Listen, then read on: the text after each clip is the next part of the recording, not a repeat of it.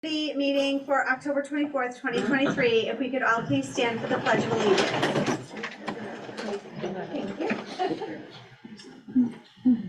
I pledge allegiance to the flag of the United States of America and to the republic for which it stands, one nation, under God, indivisible, with liberty and justice for all. Thank you all. Thank you, Principal Vieira, for hosting the school committee meeting at North Falmouth Elementary. The school, what was I trying to say? Okay, the Comcast has postponed the lineup channel that were changes that were scheduled for September 21st. Due to their postponement, Falmouth Community Television programming can still be viewed on channels 13, 14, and 15. Comcast will notify the community once their new channel lineup is determined. Great. Do we have anyone from Student Advisory? Not our elementary friends, but anyone? No. Okay, great. Moving on. Is there anyone for public comment? Anyone from the public want to speak about something that is not on the agenda? No. Okay, seeing none. I'd like to move on to the presentation of the North Falmouth Elementary School highlights. Principal Vieira. Okay. We just have one friend that's coming in, so we're getting it settled. We can go slow. So welcome everyone to North Falmouth. Glad to have you on site here. We are going to share a presentation from some of our 4th grade students on microbits. So you're going to learn a little bit about that, and you'll be able to see some microbits in action. But we will give you a little bit of a presentation. So I would like to introduce Kristen Bergeron, who is our librarian, DLCS, Digital Learning Computer Science teacher. And here comes our 4th grade friends. Hi, friends.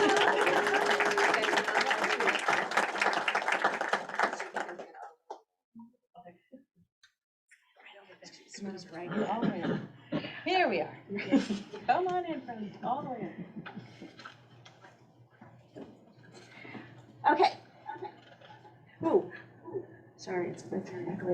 All right, so just some quick information.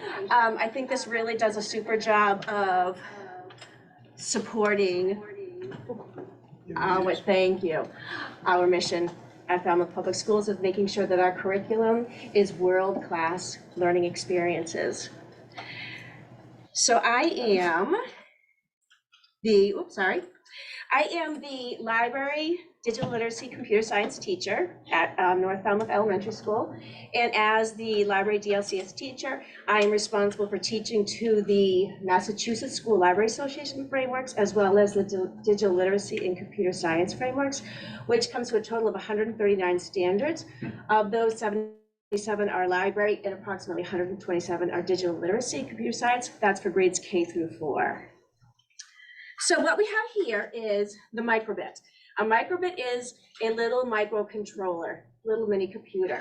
It holds one program at a time, and it's a great way for kids to learn about computer science in a real hands-on way. It's really affordable, costs about $20. It can be used with any platform. Chromebooks we use it on. It also is accessible on iPads as well. So why is it important? Well, first off, it hits our computational thinking standards.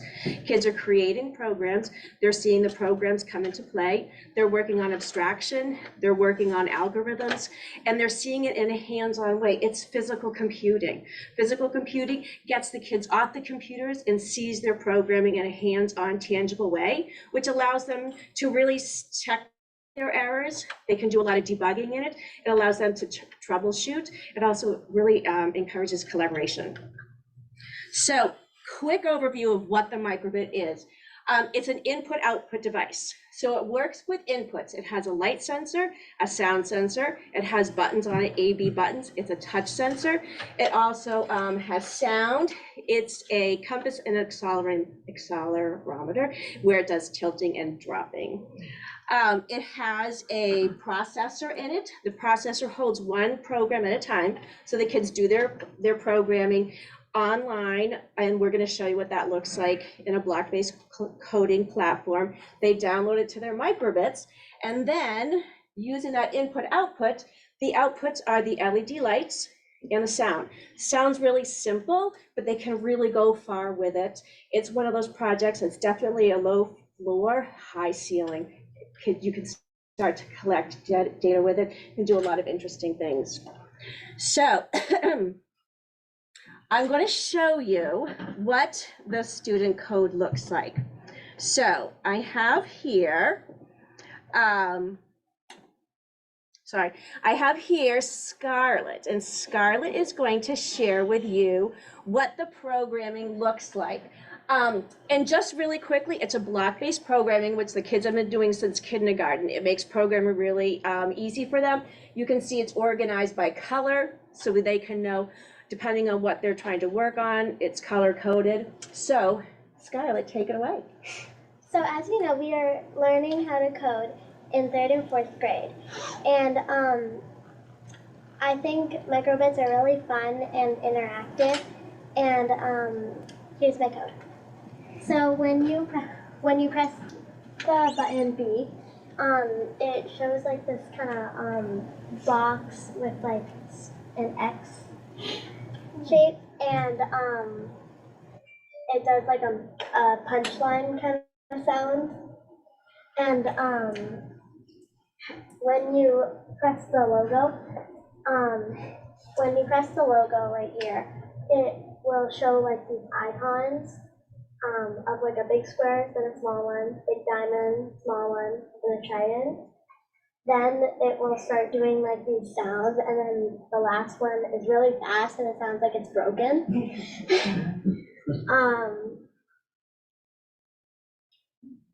Perfect. Oh, sorry. Okay. When you press the button A, it like shows a smile. It pauses, small heart, pause, big heart. When it starts up, it will be like asleep, like kind of bored. When you shake it, it will show a string, like stop shaking me, please. And it's like nervous and about to get sick. That's it. All right, so their challenge was to create a microbit character. So they programmed their microbits, they downloaded onto it, and then they added, if you guys want to hold up, they added their little extra character in it. So what they're going to do now is they're going to pass out their microbits, so you guys can press the on-off button to turn them on.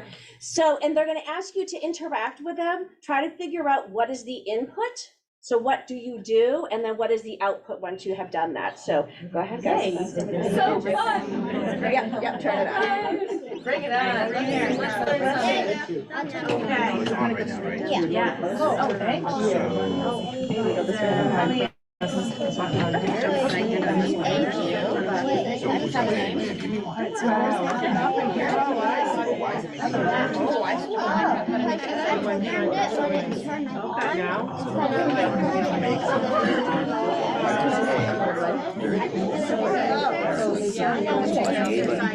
Do you want to know what the different buttons that they push on here? Tell you a little bit about it. What you can do is you get some really loud noise. Happy birthday! And then when it gets quiet,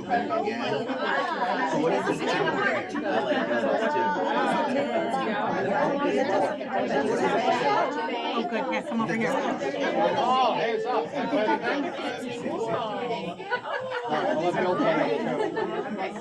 Smiley face. Oh. I see it now. I love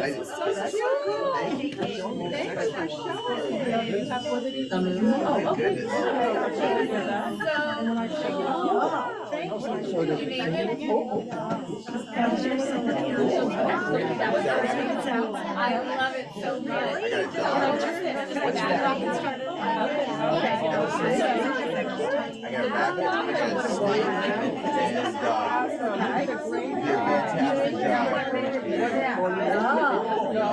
fantastic job. You lost last week? How you go?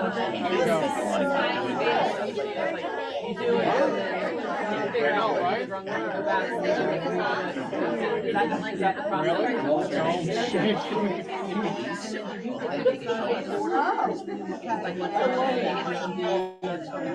So you have the 2 buttons in the shake. What else you got?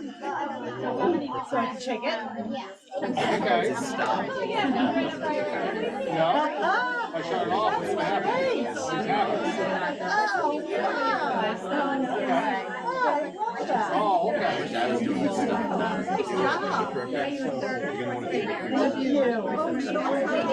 Are you wanting dinosaurs and dinosaur hunt? What's that, dinosaur? Giraffe? How tall is the giraffe you think? It's on the wall. Put that on the wall.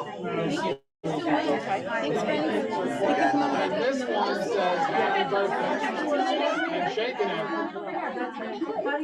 Here's this question. When I push a button, it's happy birthday. Halfway through happy birthday, can I shake it, or does the command have to finish itself? What's your first? Oh, you are the worst. And then when you do it, it cues it up. Look. Yeah.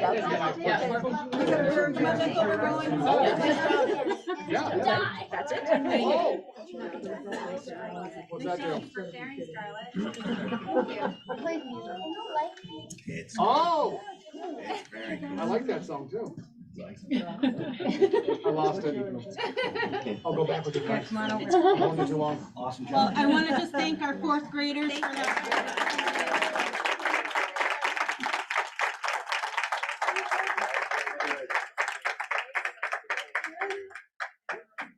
So it was great to just hear your engagement with it as well. When, you hear that in the library while they're working on it as well. So thank you for allowing us to share that experience with you. Thank you. Thank you.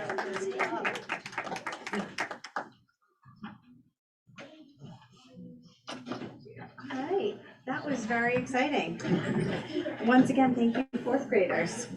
And now let's move on to the presentation and reception for the 23-24 MASS Certificate of Academic Excellence.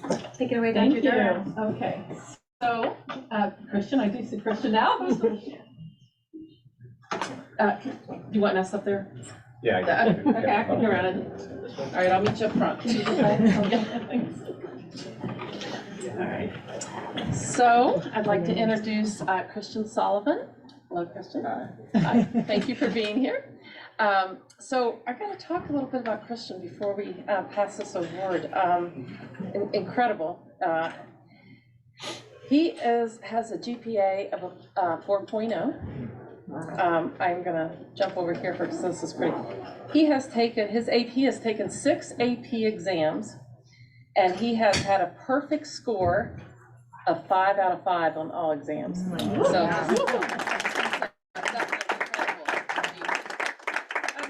also has other honors. He has the AP Scholar with Distinction, the National Council of Teachers of English Distinction of Merit Award in Writing. The Rotary Club of Falmouth recognized you with the Youth Merit Award. Cape and Islands League Sportsmanship Award in boys soccer during 11th grade, and in 10th grade you had the Coaches Award boys ice hockey. So we also had the member of the National Honor Society, Math National Honor Society, Science National Honor Society, and Spanish National Honor Society. And you were the book awards recipient. That was from Yale. Yeah. So that was it's a lot of awards. So we have high academics and sports. Well rounded. Okay, so I would just have to keep going. He's been in 12th grade, the president of Science National Honor Society, the vice president of Math National Honor Society. He's the secretary of the National Honor Society. In 10th, 11th, and 12th grade, he was class representative in the student government. And in 9th grade, you were vice president in the student government, the class of 2024. Search committee for the Falmouth High School director of athletics, so the AD. That was that was fun. Yeah. And we very much appreciate Todd Oliver. So thank you for helping us bring him to the school. That's great. You were crew leader for the Sea Scouts, Boy Scouts America, and Ship 40. What is the distinction of the Ship 40? It's just like, I don't know, it's just like our like ship in Falmouth. Oh, okay, all right, great. I didn't know if there was a distinction about the 40. All right, boys state, Falmouth High School representative in 11th grade, boys ice hockey, junior varsity and varsity team, 9th, 10th, and 11th and 12th grade. Boys soccer, junior varsity and varsity team, 9th, 10th, 11th, 12th grade. Boys lacrosse, junior varsity and varsity team, 9th, 10th, 11th, 12th grade. Falmouth High School Science and Engineering theory, 3rd place in 10th grade. It's impressive. It keeps going. This is really exciting. All right, so you volunteer your time too. I'm not sure when you have time, but you volunteer at the Falmouth Road Race, the Falmouth High School Science and Engineering Fair judge. You were a judge right now? Yeah. For the younger grades? Yeah, for like fifth grade? fourth grade, Fourth elementary grade, school. elementary school, okay, that's good. Science tutor, math tutor, Spanish tutor. That's excellent. And then you also have work experience, and you worked at the golf club from 2021 to the present, at Caddy and outside operations. All right. So what have I not mentioned? What would you like to share with everyone? That covers most of it. Are you enjoying your time at Falmouth High School? Yeah. All right. Looking forward to graduation? Yeah. What's your favorite classes? This year, This year. probably physics. And why physics? I just think it's like interesting. It's not something that I've done before. Okay, so it's new. I like that challenge. Yeah, it's a little challenge. Okay, good. So we are awarding Christian Sullivan with the Certificate of Academic Excellence.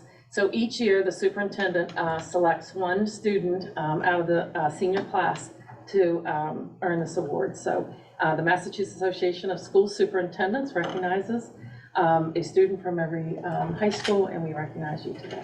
So thank you very much.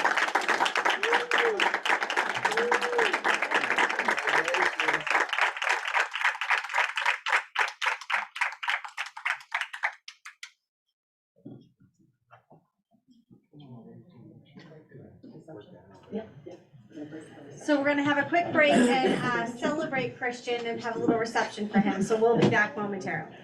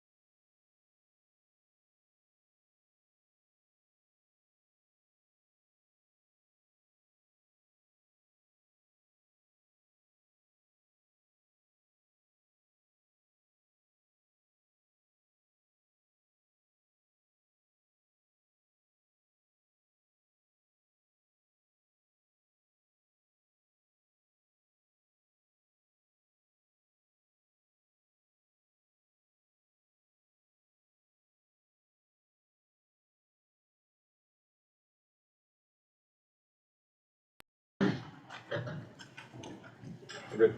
And welcome back to the school committee meeting. That was a wonderful reception for Christian Sullivan and his amazing achievements. He's fantastic.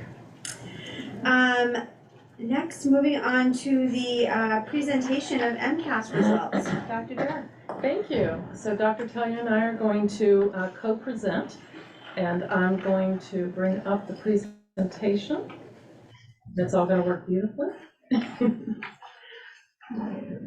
This down here. Insert the slideshow. And here we are. So thank you. So this is the MCAS presentation. This is from the spring of 23, so last spring results that we're going to present. We're going to present the achievement scores and growth scores of our students from grades 3 through 8 and grade 10 in ELA first, math, and then science and technology. So we'll present that. And then we've got a couple other updates for this presentation that we're going to present. So I just, overall, you know, with the accountability system, I just very quickly want to say that we are not requiring assistance or intervention, and we are at a moderate progress toward our targets. Now, into the achievement. So our English language arts achievement, grades 3 through 10, you can see that we're outperforming the state once again in almost every grade.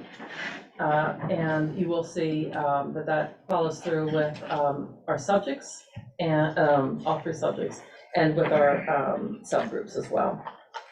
We significantly outperformed in 6th grade with 16 points ahead of the state, and in grade 10, 11 points above the state. Just a little bit to share in general, looking at our 2023 test scores compared to our 2022 test scores, we're relevantly the same, which actually mirrors the state. So this is just what we've noticed across the districts, across the Cape, and looking at the state, that our scores are within a few points, plus or minus, within what we had scored last year. So I thought that was a interesting phenomenon, that the 2 years are so. I also wanted to share that in ELA, the grade 7, we did outperform the 7th grade, and 8th grade we outperformed our 2022 scores. So I just want to give a shout out there. Also, these are 23 scores. I'm just in general just sharing a little bit in comparison. I do want to share a little bit to take a look at 3rd grade for a second.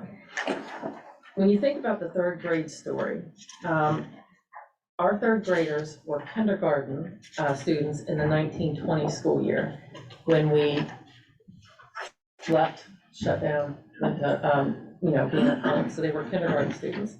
In 2021, we were in our 6 feet distance mask the entire year.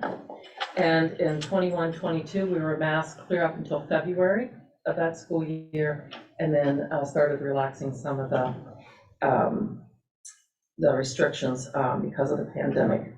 So, and then in 3rd grade in 2023, and this is the first time they've ever taken a test. So when you think about reading development, you think about, you really need to be able to see how we pronounce, not only here, but we need to see the facial expressions, we need to see how. And so this is a 3rd grade class here. And I think that they did incredibly well, considering their trajectory that they had been in school so far. So I just wanted to. That's a question. This is a conglomerate of all the 3rd grades. There's no differentiation. You don't have information about the different schools. We report on district-wide data. Okay. But you have that information. Yes. Okay. So I also wanted to point out that looking at the same cohort, so if we if we look at, just as an example, that if I was a third grade student in the spring of 22, and then I'm a fourth grade student in the spring of 23, so same cohort, raising that our grades 3 through 5 improved their scores in grades 4 through 6 in 23. So just a data point that I wanted to point out. I'm also going to share a little bit as we go through on the different about comparison to the 2019, because 2019 MCAS scores would have been pre-COVID era. So last year, Commissioner Riley had said that it's going to take 5 years to basically recover. When we're listening to experts now, they're saying that that was probably ambitious, that we're probably closer to 8 years to recover from to our pre-pandemic levels. Looking at our scores, we are seeing that this is true. We have not recovered. We have not recovered to the same levels that we were in 2019. So, and just talking with the commissioner recently, with the superintendents, looking at this, that we do project that it's going to take some time to do that.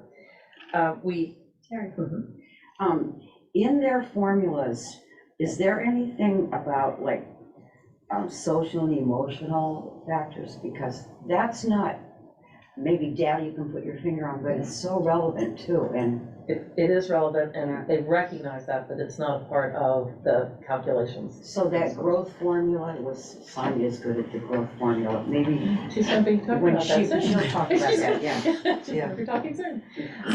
I do want to say that we have not recovered those, but I want to say that in grades 6 and 10, we are very close in our English language arts scores, which is encouraging to see that.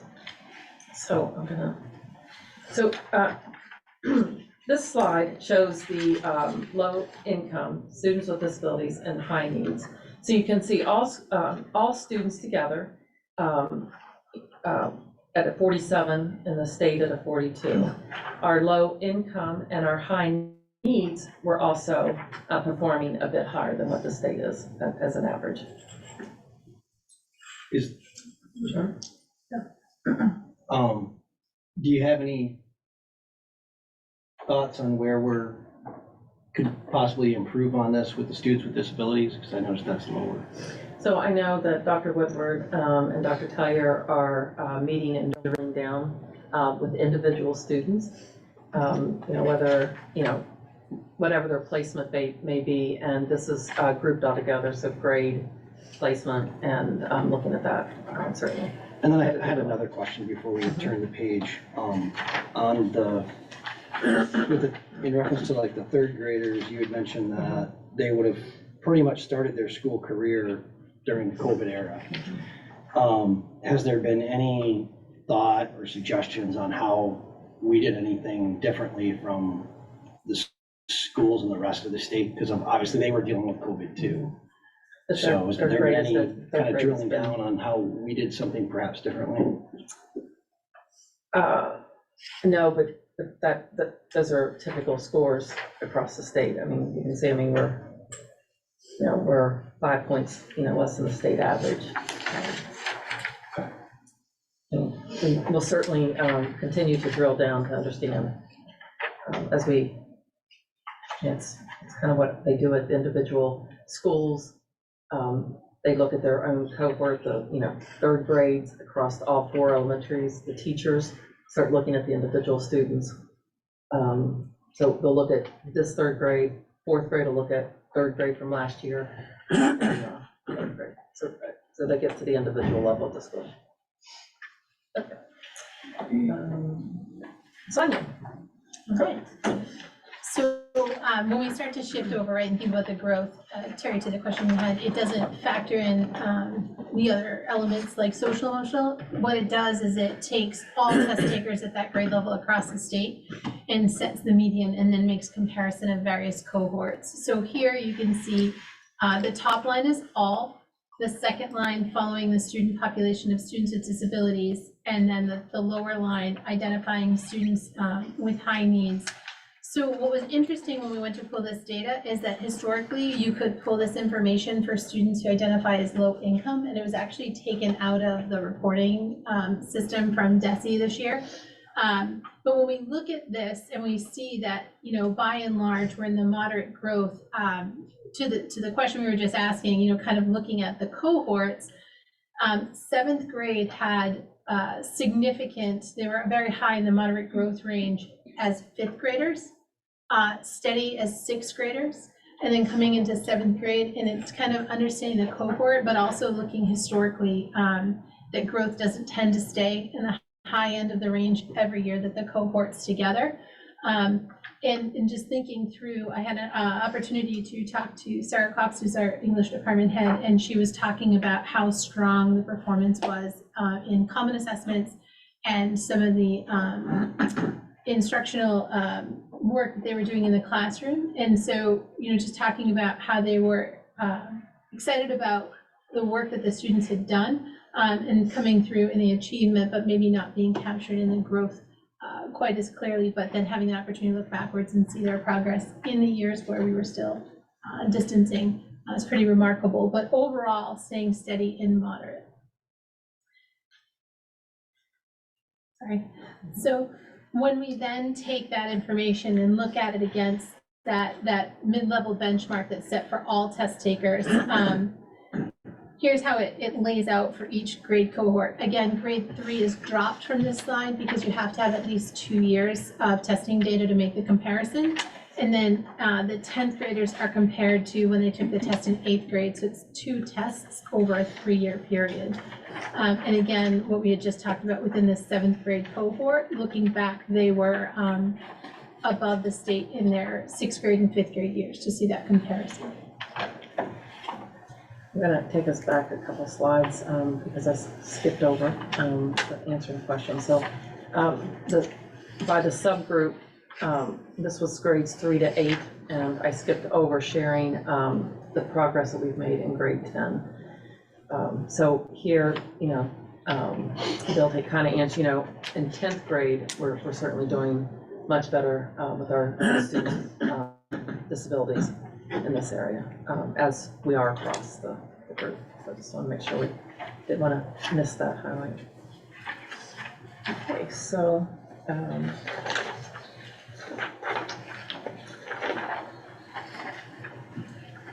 kind of following the same path, we significantly outperformed the state in grades 5. We have a plus 18%, grade 6 a plus 18%, and in grade 7 a plus 10 percentage points over the state.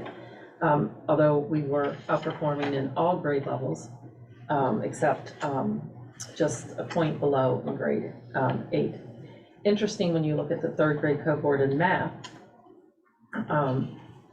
did much better than in the ELA, so same cohort of students, but I really have to believe that language development and those years that they spent was much different in the, you know, developing in English than the math scores, and it, you know, shows that here. So again, there's not a lot of difference. It's relevant to the scores of 22, except in grade 3. In 22, it's a 9-point increase. Grade 5, a 4-point increase, and in grade 6, a 4-point increase over the 22 scores. Looking at the same cohort, I want to look here in math for a second. Again, from the grades 3 to 5 in the spring of 22, they improved their scores in the grades 4 to 6 in 23. So in the same grades. But in grade 3 to 4, they significantly improved by 11 points in their scores during that time. And the 3rd grade, where they were underperforming in grade 3, they are outperforming in grade 4. So it feels like, we really made some jumps in the cohort. Again, we're still significantly below our 2019 scores. That is to be expected. However, in grades 3 and 4, we actually outperformed our 2019 scores in 5th grade by 8 points and in 6th grade by 4. So even though the prediction is that it's going to take us years to get back, in 2 grade levels under math, we're actually outperforming our 2019. So I'm going to highlight that. In our 3 to 8 subgroups, we have the low income and the high needs are definitely outperforming. And here in the math, we're actually at the state level performance with the students with disabilities. And then in grade 10 with math, again, our low income is doing quite well, our high needs, and we are a point lower in grade 10 in math, where we were outperforming in English language arts.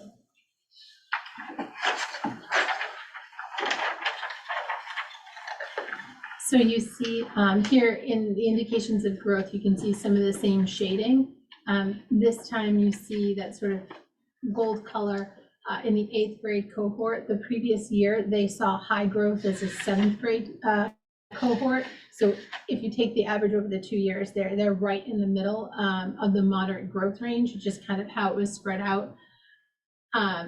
And then having the opportunity to kind of look through this, and also to the point, our grade 5 testing cohort seeing high achievement and high growth, and that transition into the middle grades, I think was also complemented in part by the work that our math coaches guided in the leadership team on the 1.5 year study of some of the new resources that we were introducing through iReady and the field test, and seeing some of those strategies carried over and beginning to be part of the instructional routine even ahead of moving fully forward this year. But as we look at that, we see that story of recovery, and we really see really strong growth in math across the board. And I think it's really an example of staying the course with the work that we do, and seeing the correlations between the achievement and growth, and starting to look at them steady out and stay in that moderate range over time. It's really an indication of all of the work that our teachers are doing across every grade level, not only in these subjects, but in the other subjects, science, social studies, the arts, how things connect in. Definitely, I think you can see the example today with the microbots, and the student that came over and talked to Chris and I and said, this is an opportunity. Sometimes I do this when I'm not in math, or when I finish my math, and I wanted to say, it is math, right? So the connection and the excitement, and to see that transfer, I think, is also showing up here. But the work that we're doing in how we look at data, our benchmarks, our diagnostics and screenings, I think it's really giving us a strong indication of what our students need, how we group students and look at our stations, right, instructional responses. And if we stay the course and we keep bringing that work forward and get stronger at what we do, the indication is that, we will see this continue to follow these cohorts and get stronger as well.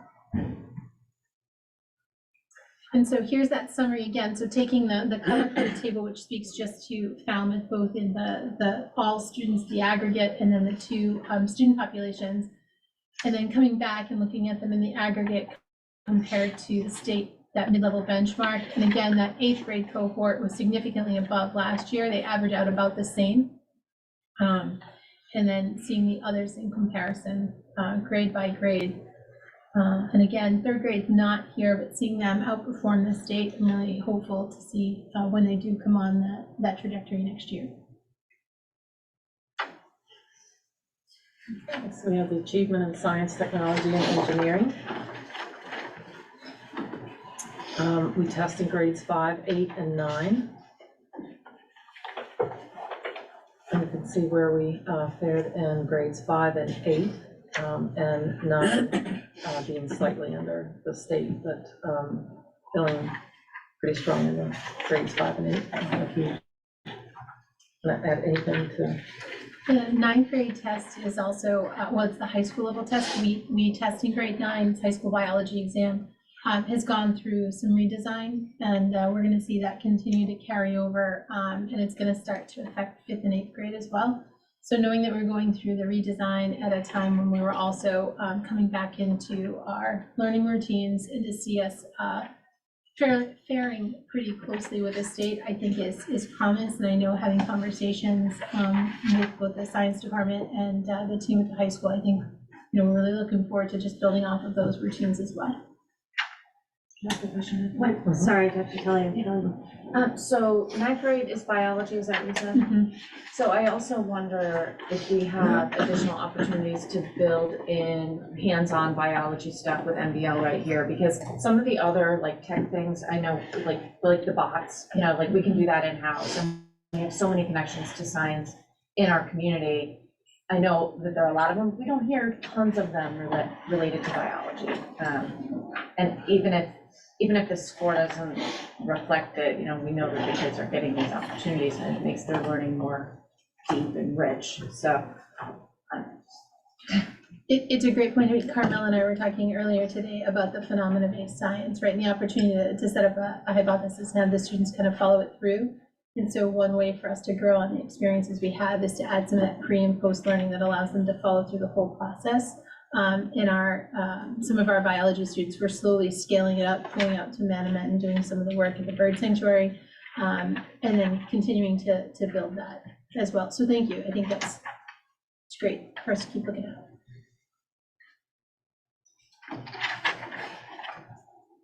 And so this is the by subgroup. So low income, high needs again are pretty much at the state or a little bit above. You know, and then taking a deeper dive and looking at our students with disabilities in our sciences. Anything else? I'm really excited to see over the next couple of years as they go through this design and we build out those phenomena opportunities, leveraging the partnership. So it's just an exciting factor. Is there any questions overall before I switch gears just a bit?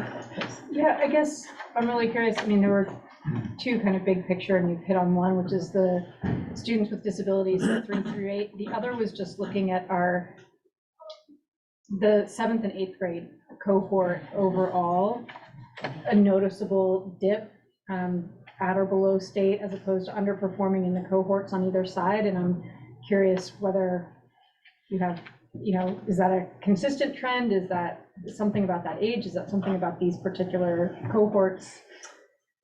So I don't think it's a particular trend about with that grade level. There were times that we were outperforming the state at quite high levels. And I don't know, I mean, we have been discussing this quite a bit over the last few weeks since we've been trying to dig into this, but I don't know if you have anything to add from. I think one of the pieces that, you know, going beyond what we're able to share and communicate at this level is also we're doing a lot of the item analysis. So going in and looking across and isolating specific standards and skills. So that's one of the things that we're kind of moving through, because we've seen these same cohorts that are presenting here as being, you know, within a few points of the state, under the state side, outperformed by a significant number in previous years, to Dr. Durr's point. So we're trying to go in and isolate, is it a particular skill? And then is it somewhat developmental, right? Like abstract reasoning, right? Is it just that cohort is a little delayed in developing some of their analysis and their writing skills, right? So we're going layer by layer into those types of reporting structures and data analyses. Because when we talk as a team, and when, you know, department heads or coaches are talking with teachers in data meetings or grade level department meetings, I think people feel like, okay, we can move forward with the response. Like, we've identified this and we want to move forward with the response, as opposed to feeling sort of like we don't have the resources or we're not clear on the response. They're able to narrow in, and some of it is just going to take a little bit of time, I think, to build that facility with some of those skills. And we talked too about their journey over the last, you know, 4 years, being 4th grade, 5th, 6th grade, which is, you know, developmentally is really hard, right? And how they spent those years, and then into 7th and 8th. And, you know, so, I mean, I don't want to always go back to the pandemic, but the fact is, we're still living that, right? And the results of that, and it has to be a factor that we have to talk about, right? And when you talk about the cohort, yes, we'll certainly, dig down into the item analysis, but also looking as a cohort and what their experience has been, I think is really important to consider. So Sonia, you mentioned, talking with the department heads and the teachers and everything. Teachers have a sense, I think, of where kids should be in certain ages and with certain experiences. And I'm curious, do the teachers feel the same drop as the MCAS? I mean, or are there other indicators that say the kids maybe aren't quite as below those markers as we think, or? Yeah, I think one of the other points to what Dr. was talking about in terms of the experience is just also us recalibrating, right, our expectations. And if you look at our professional development catalog, a lot of our work this year is about that. It's about like reestablishing the expectations, because what going to school meant changed a little bit each year for those students in that sort of tween, early teen space where they're also developing some of their self-advocacy skills, right? They're creating that independence where they might have been hybrid and then they were in, but they were restricted, and trying to build that. So I don't think it's necessarily that people see that students are behind. It's just kind of trying to get that ground of what it means to go to school and then clarify the expectations. But I go back to, I think it was a point we made earlier where I don't think it's that it feels so far away to move students forward, but part of it's just repetition and routine. No? Yeah, I think, and we heard it a couple of times tonight, and I understand if it was across the state or across the country, but I think we do need to make sure that we don't just use the pandemic and use COVID to explain away differences and where our schools might be underperforming on the state level, because everybody in the state dealt with the pandemic. It was the same pandemic in Falmouth that it was in Worcester, as it was in Boston, as it was in Springfield. So I just want to make sure that as we look at this and as we dive in and do that deeper dive to see why, we're falling up shorter compared to the rest of the state with the students with disabilities and with the third grade cohort and with the 7th and 8th grade cohorts, that we're not just going to chalk it off to the pandemic, because the rest of the kids in Massachusetts were dealing with that as well. What did we do differently that those schools didn't? Or what did they do differently that we didn't? And I think that's where our focus needs to be. I just want to make sure I say that out loud so that we're not just writing it off because it was the pandemic.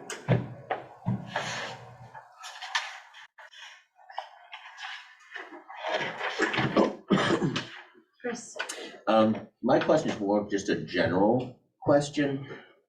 And, just being a new member here, not really kind of understanding kind of the full scope of the MCAS. I was looking at that left where it says % meeting or exceeding expectations.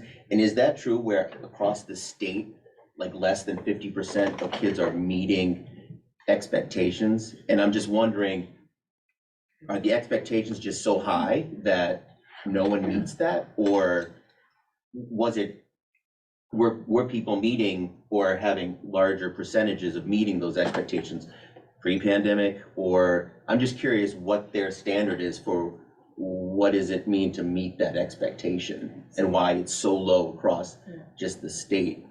So in 2019, both in Falmouth and both statewide was much higher.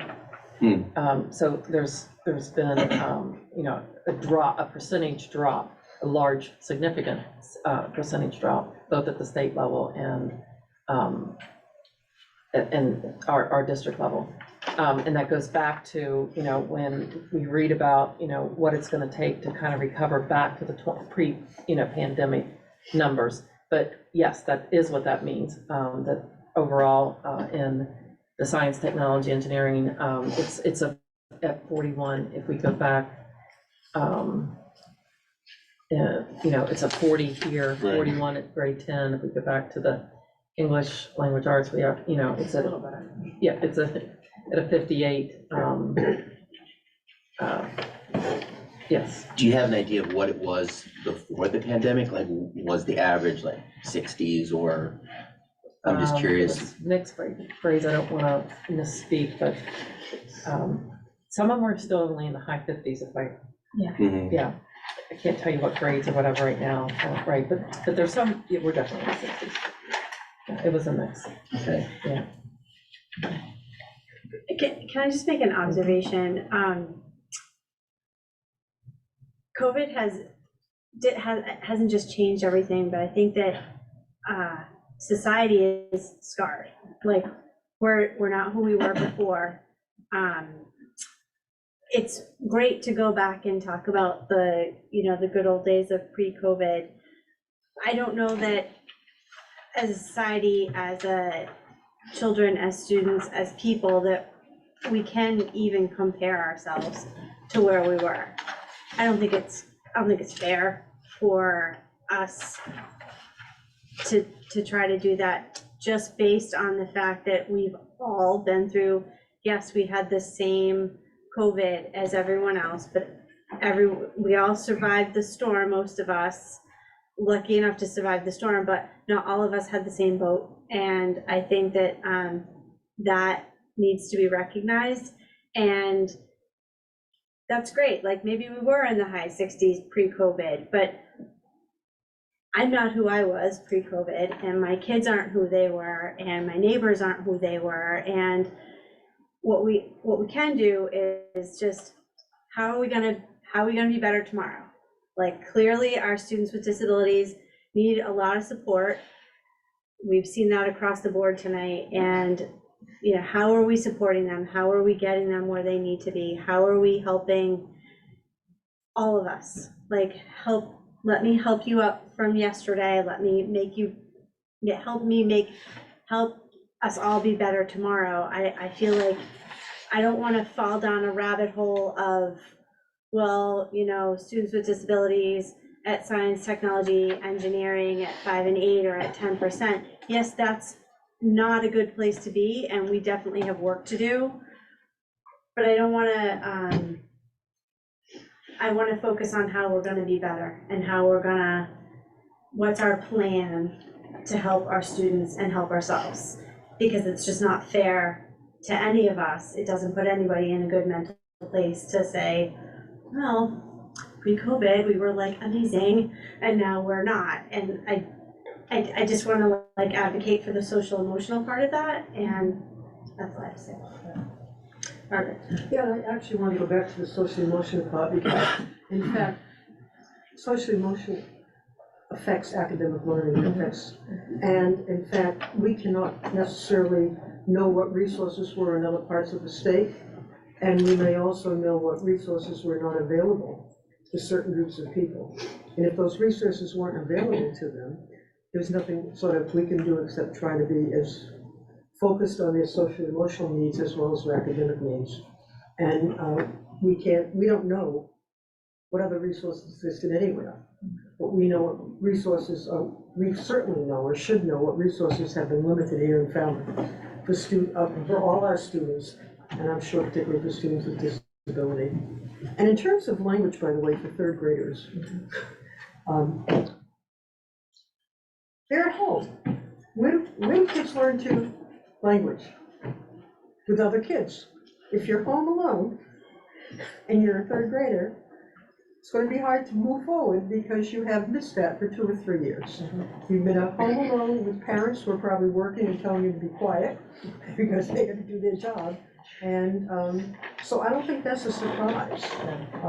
And I can't tell you what's happening to people across the state, but I think we can talk about what happens here. Yeah. And I think drilling down is really important. That's why I asked, is it separate schools and things like that? We need to drill down, but we can't think that just the classroom alone is going to fix everything. Right. Mike.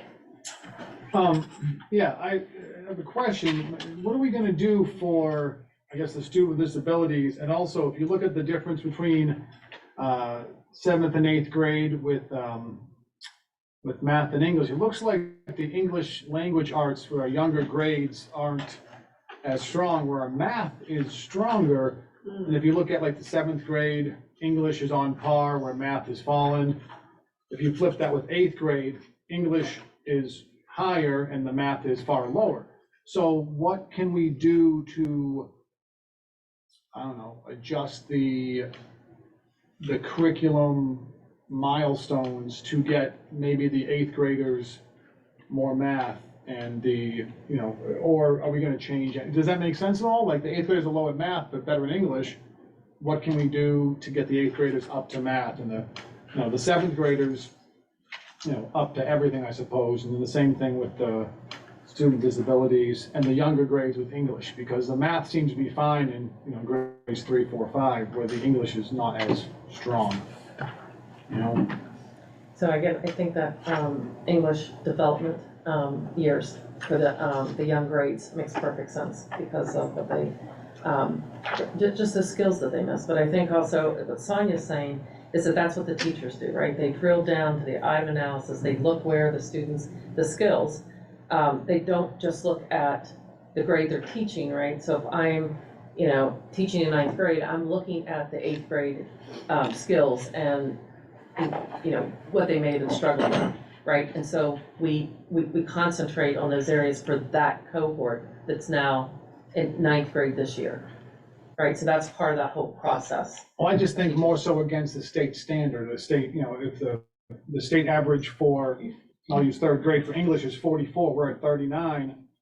But then for math, we are exactly 5. So we're 5 points higher in math for that 3rd grade. So why are we 5 points higher than the average in math versus English for that grade? And then in other grades, I think I tried to address the language skills of young kids when they're not socializing. Okay, I'm gonna ask a question through the chair.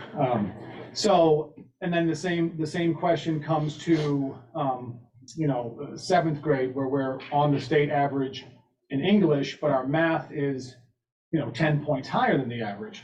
So is that something that we can look at by each cohort or class to maybe adjust the curriculum to have them be more balanced students? So I'm gonna go back, I'm not sure how, maybe Sonia can explain it better than I can. Then when you look at the 8th grade math, the 9th grade teachers will look at the scores of the students in 8th grade and look at the items and what in general, or even specific to individual students, and they'll adjust as they're teaching in 9th grade for that 8th grade cohort of last year, they're 9th graders this year. Okay, I mean, that's a natural process that our teachers go through. Okay. No matter what grade it is. I was just using that as an example. Yeah, okay. Thank you. So I think this is a quick question, but I'm just wondering, so does that happen like in planning time, or do they do that together? Like logistically, how does that get done? I think it's a both and, right? There's opportunities in their individual prep time, right? Because they're gonna plan around what the student needs are and respond to the data. Then there's common planning time, right? Where grade level teachers or content teachers, as you get up in the grades, they get together and they have those opportunities. But then that's also brought into the grade level department meetings, which are the Tuesday afternoon meetings, the opportunities that they have. And it's also part of their professional learning, because we always want them to sharpen their skills in using the data, right? So this is, I guess if you're thinking about it as a photo album, right? This is one picture. So they need more pictures, so they have their common assessments, but then they also have maybe, you know, what we would think of as quizzes. They have just quick check-ins around a certain topic or a certain concept, and they're constantly taking in data. So if they're seeing this and they're responding to that, then they're checking in to see where the student is relative to that. Do they need more of something, or can they move forward? And I think just kind of seeing that process and seeing that it's not isolated to just one period in a week, right? But it crosses all of those opportunities where they're either working independently or they're with their colleagues. And then the bulk is that they're not out there on their own trying to. Yeah, So, and then they have specific data meetings just to tend to their data as well.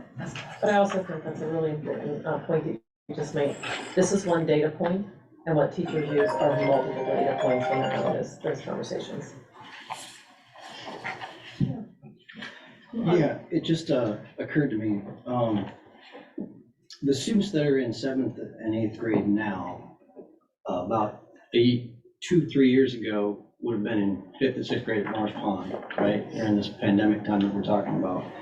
And I know that, I'm not sure how, if everybody in here is aware that there were some students at Morris Pond that were in class full-time during that period, and other students who were only in class part-time or half-time during that period.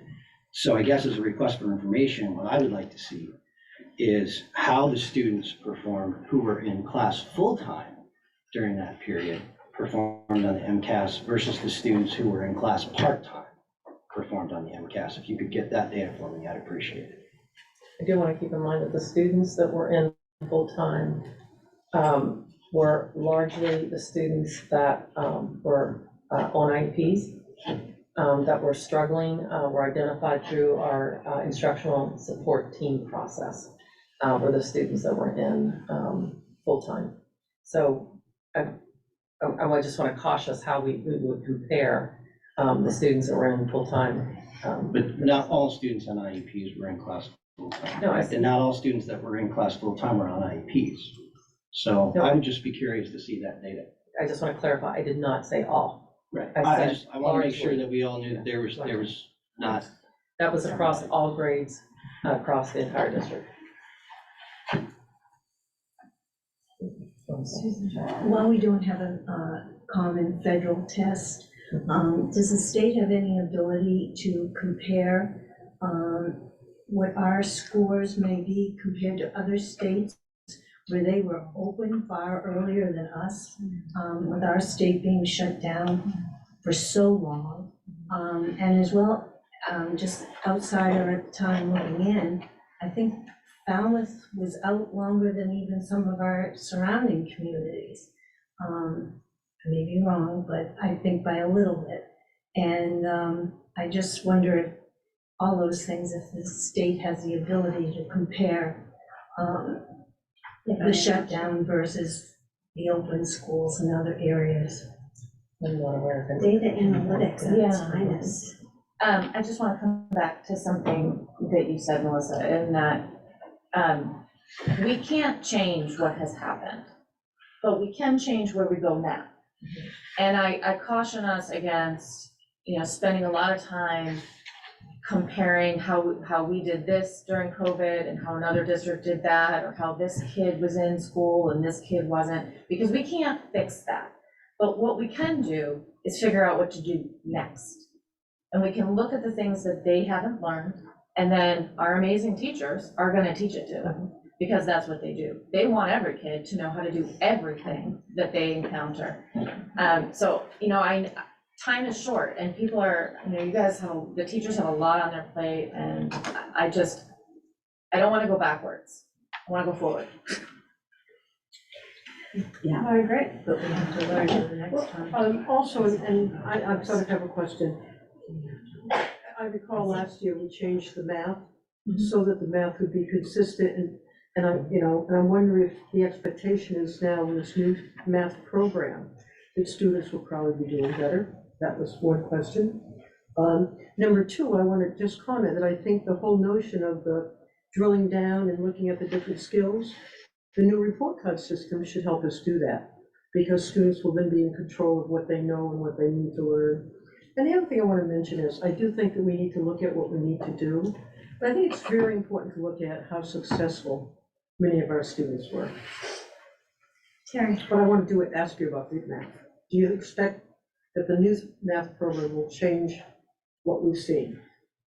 That is absolutely our intention, right, in making an 18-month study of making that selection, being guided by DESE, making sure we meet their high-quality instructional materials threshold in that process, but also recognizing that after our field test in November, some of our teachers were bringing those resources into their planning so that they were prepared for this year and how everything worked. And the publisher was really kind and let us keep that without charging us for that opportunity so we could acclimate. So I think there's some element of that that's starting. right, to show up in our scores when we're looking at the comparison, and I can only hope that that would be built upon. Terry, I was gonna try to shock Dr. Harris over there and ask him a question about California's MCAS, or if you had, they must have the same kind of things pre-COVID, post-COVID, and test changing, you know? Dr. Harris, not to put you on the spot, but do you have your data analytics in order? No, just as a general, I mean. I just offer, so, I had the opportunity to work in California, Wisconsin, and now the Commonwealth of Massachusetts. Yeah. One of my learnings working at the district level and working with state levels is every state has their own interpretation from the federal government. The federal government simply gives guidelines to states. States create their kind of criteria, right? To get at what is the best part of public education in the United States, which is local control. It's where it started, right? And to provide that kind of autonomy. I just share that in the sense that I have found, been said a couple of times here, we really try hard to get 3 legs to a stool in understanding what's going on with a student, right? Whether it's California here or Wisconsin, that measure is one source of information, right? And so I'll offer our 10th grade, our current students who are currently in 10th grade, okay? When we worked with them last year, our teachers saw some gaps in certain academic areas and some gaps in executive function, right? That we saw a need to begin to address, right? Grades as a whole for the group showed some of those same signs at the end of the year. And the MCAS scores in science was a third set that said, okay, we've got some intentional work we need to be doing. So for example, now in geometry, for that group that's in geometry, and some getting additional help in algebra because the MCAS is coming up then in math for them in 10th grade, is what Dr. Tellier and Dr. Dewar talked about. How do you begin to get some intentional work to say, these students have a gap in understanding this process of math, right? So this, and I think what I feel like Massachusetts is trying to do that I would offer is probably a step or two ahead of my friends in California, is they're really trying to provide information that gives districts the opportunity to do a reset. I mean, the harsh reality is everybody had this 3 years that just blew up what we thought about everything and how it all looked. And they're trying to find a way to find a point of data from 19, and here's where you are in 22. And now, and we talked with our staff last year, looking, last year was really you couldn't compare last year to anything because it's the first time in 100 years we were out of a pandemic. But we can look at 23 to 22 and what we're doing that creates that commonality. And so that's way different than what you asked. But I just think the NAEP, the National Session of Educational Progress, has always been the best assessment of across the nation how schools do. And it'll be really interesting in a couple of years when that score comes out. That is a random sampling that'll tell us how states did. But I think from my estimation for now, the state of Massachusetts is trying to provide districts some autonomy to ask the really hard questions you're asking, right?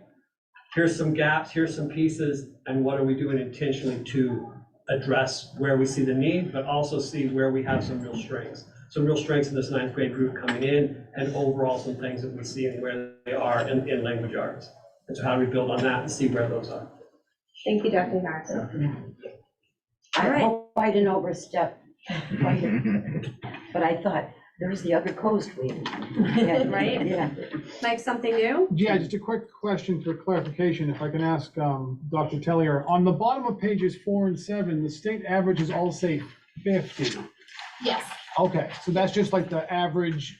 all test takers across the state at that grade and that subject, they look at all their scores and And then they- identify, Oh, okay. identify the mean, and then they The make growth. the comparison. That's it, thank you. Chris? I just want to kind of clarify my statement earlier when I was asking that question. And it's not that I'm trying to compare us now to where we were pre-pandemic. It's more, because obviously the pandemic has changed everything about society. And so what I'm thinking now is, you know, moving forward, as we're starting as ground zero now, what are our standards for measuring growth in all of our students? So, you know, if we're starting at ground zero now, you know, how are we as a district, and I don't know if it's already been thought about at the state level or national level, but in our district level, how are we measuring that our students are improving year to year? Whether, and at all the aspects, you know, definitely social, you know, social, emotional, and the, you know, language, math, and all the other subjects. And, you know, what's going to be our process for determining if every student is actually growing the way they need to at each grade level. So not that I'm looking to go back, but just going forward, how do we measure progress and success moving forward? So, yeah, thank you. Great, thank you. All right. Oh, sorry. We got caught up. So timely, I have a couple more things that I want to share out. Late Thursday, the commissioner had a meeting with the superintendents, and basically he shared that he is going to be focused on chronic absenteeism this year moving forward. And he even stated that he is not going to announce any underperforming schools or chronically underperforming schools this year. He's putting a pause on that because of the chronic absenteeism that the entire nation is seeing, certainly across Massachusetts, that we're not, we're also seeing the same thing. He informed us that 75% of the Commonwealth schools, they have a concern with the chronic absenteeism, and he's going to be naming 1,300 schools that fall in the categories. We don't know what the category, we don't know what the benchmark is yet, but we certainly dug right in to see where we were in comparison, and I feel like this is an opportunity that I want to share. It was announced at the State Board of Education meeting today, and there's going to be, he's making a call to action to parents to partner with schools and help get kids into schools. So I want to talk through this a little bit because it's timely. We just learned about it on Thursday, and then today there was a public announcement, and there'll be additional announcements. And it is possible that some of our schools could be named. I don't know that, but I'm going to share some information why it's possible. During the 18-19, 19-20, and 2021 school years, we were just at above or below the state in our chronic absenteeism percentages. And that is, we calculate that by those students that miss 10% of school days. And so in our 180 calendar year, it's 18 days. So students that miss 18 days or more in a school year, and then those students get calculated. In the last 2 years, the 21-22 school year, we were above the state. So the state was at 27.7 and Falmouth was at 35.2.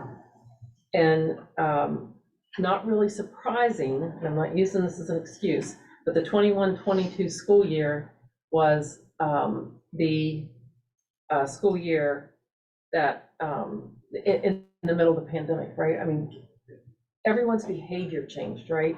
Not just kids, but from adults, right? Before we were told, if you're sick, come to school.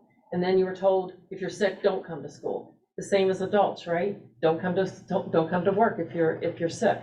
There were, families, parents that were staying home and kids, and new habits formed. So it makes perfect sense that we would have a rise in, and we are still, when we talk to staff, we are still trying to, encourage and work on those habits of attending school. We have dropped for the school year ending 23, we dropped 7 points.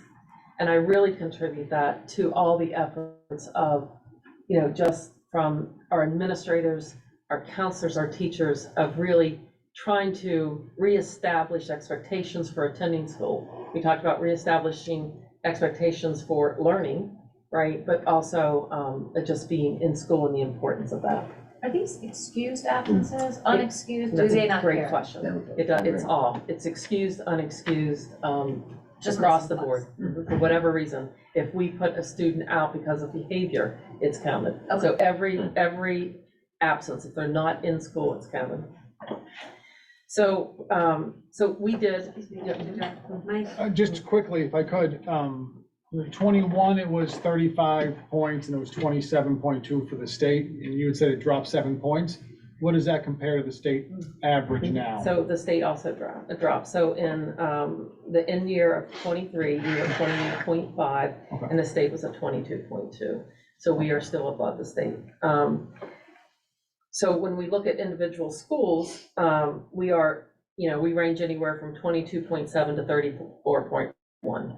Interesting, when the commissioner was talking, even though, chronic absenteeism is thought of a lot at the high school level, and it is a concern across the state, it's more of a concern at the elementary right now, about the school attendance, which I thought was, kind of fascinating when he shared that. Not as much in Falmouth. So our trends from the elementary up through middle school and high school are trending much more like the normal trends would have been before. So I just wanted to share that, missing 18 school days or more, which I'm actually going to jump ahead here.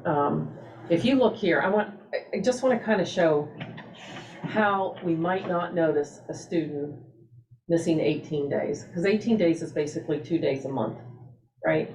And so you sit in the classroom, so you might, miss a couple days in a row because you might be sick, right? And then you might miss a day here and there. You might go 3 weeks and not miss, and you miss a day, and then you're back 2 weeks.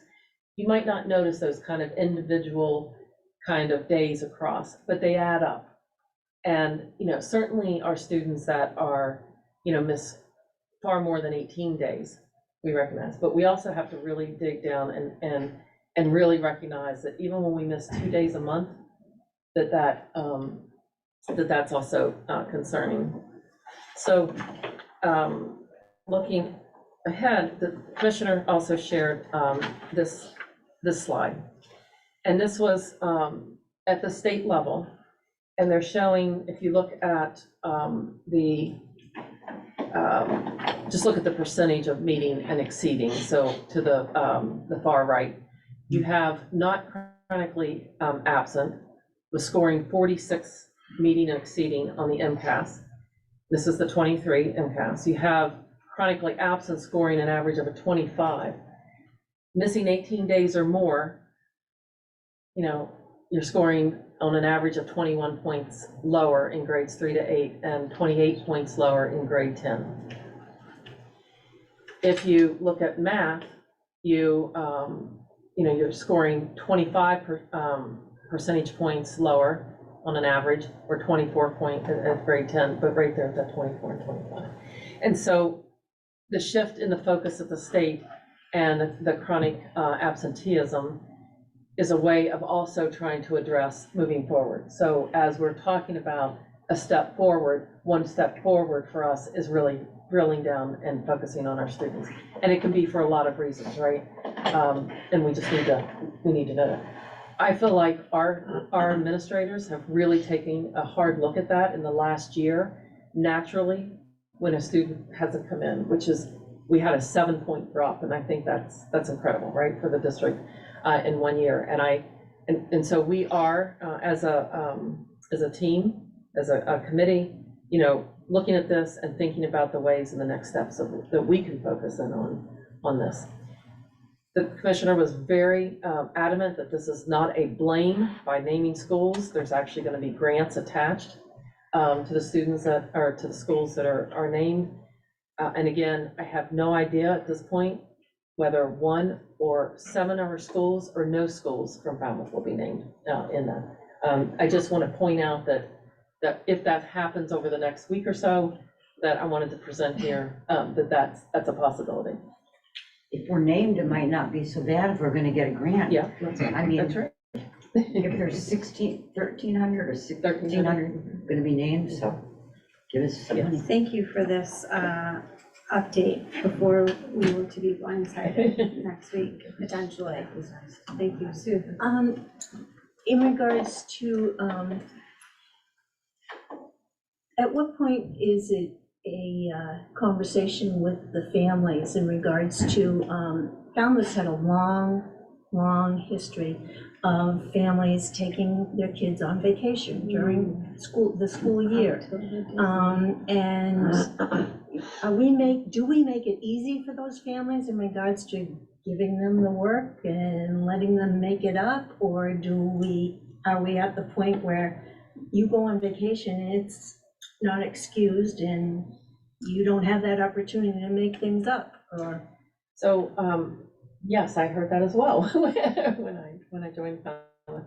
So I want to say we started on Monday night with our full leadership team and starting to, so the charge right now is to go, we're going to drill down on all the students and every individual student and find out what's we certainly know that we have students that miss because of social emotional.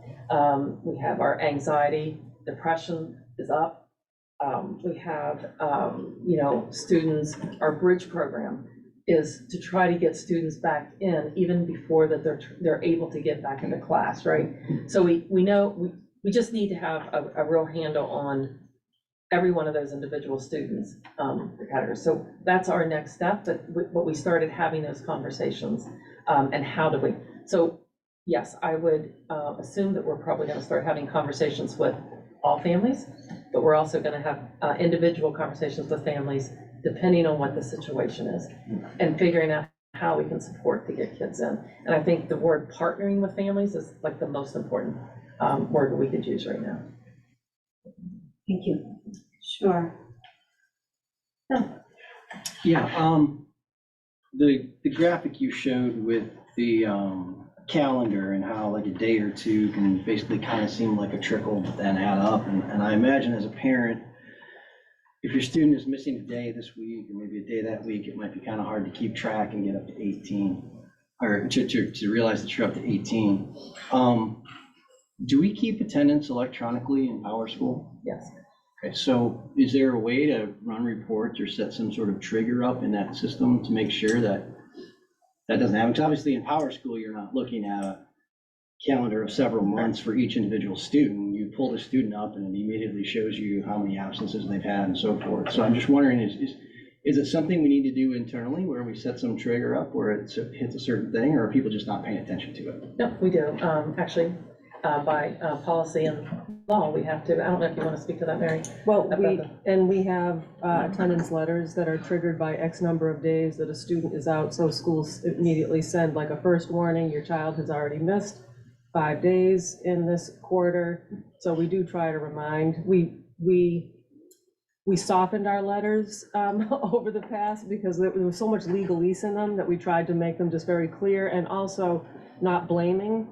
That just, we want to support you. If your child's having a hard time coming into school, we want to partner with you and figure out what's going on.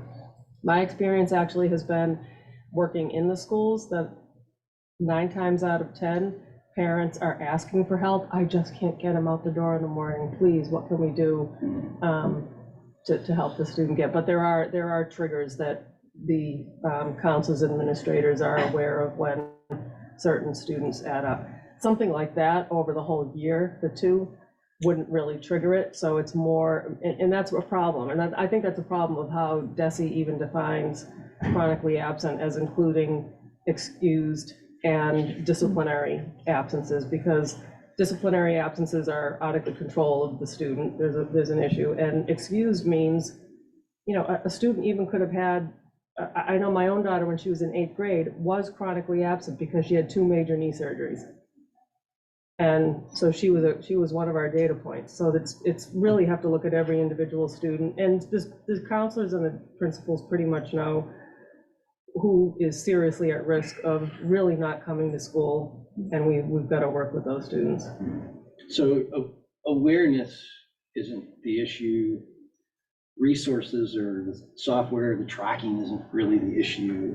It's really how are we working with the parents? How are we eliciting the response we need to get the kids back in school? That's really where it kind of lies as far as Falmouth goes. I would say Power School even has, I forget what they call it, but a risk indicator, and they show a table, so I can pull up Falmouth High School, and immediately on the Power School page, there's a table that shows high risk, very high risk, and there are data points, which are academic data points, attendance, and, if you have a number 4 for attendance, that means you are at high risk of not coming to school right now. So counselors and administrators have that graph even. It's a pretty vibrant graphic to look at and to address those students. And they have weekly meetings where they talk about each of those students. Thank you. Yes. Threading the needle somewhere between, we don't need to completely rehash and figure out everything that happened during the pandemic, and yet understanding root causes if we're going to try to move forward. I'm wondering if it's possible to look at either chronic absenteeism or total days of school missed broken down by cohorts, and could that be an explanation? Like if there's been disproportionate school missed in that cohort that was the 7-8 cohorts that last year were significantly lower in MCAS. You just showed us how much of an impact that has. Are there particular areas? And you also mentioned that, our schools range from 22 to 35% absentee, like that's a huge range. So figuring out how we, just get more specific about where those problems. Absolutely look at cohorts, I think that's important to do. Mike? If I could ask a question to Mary, you said this before, if a student doesn't come to school, administration calls the parents and whatnot, and then in this example, you can get 18 days over 9 months, is there a short-term chronic absenteeism that alerts you? Yes, Okay. through Power School. And even, so there's another state law for a process called child requiring assistance, which is ironic that the way they defined chronically truant by that statute is different from how DESE defines chronically absent. So if a student misses 8 days during a quarter, they are considered at risk right there. And a school district can consider having, partnering with the Cape and Islands District Attorney's Office. We have supportive meetings. We're trying to get your child to school, but there can be a point where we file a child requiring assistance petition that's a student who's really at risk. That's 8 days in a quarter. Is there like a, let's say 3 days, 4 days, where each day there's no note and the student's not there and you're calling the parents, is there an abbreviated, like this is serious, we need some help? Individual schools, definitely, they look at each student. I know Lawrence, for example, Tammy Lombo, one of the secretaries, every day she sends out, this is the student attendance list, and it talks about call home, no note, not excused, and the guidance counselors look at those and they address it. My only concern, or reason why I asked, is that this might be the kid, student is sleeping late, doesn't want to come in here and there. The student doesn't come in for, 2 or 3 days and there's no contact. That would be much more. We usually try to contact when we know, when we start to see. And we even want to know, well, is it excused? Is there a problem? Counselors and administrators are pretty on top of that. That my experience has been. Thank you. Henry did a lot of attendance. A lot of attendance. That was my time. Great. I will keep you informed. Can't wait. Thank you so much. Moving on to update on the budget. Dr. Durr. So we have this is our regular budget update. So I'll turn it over to Paul, and I think you have your, in your packet. Great, so we'll give sort of 2 parts tonight. The first part is just an overview of where we are year-to-date through September. And then the second part is what we've discussed would do during different budget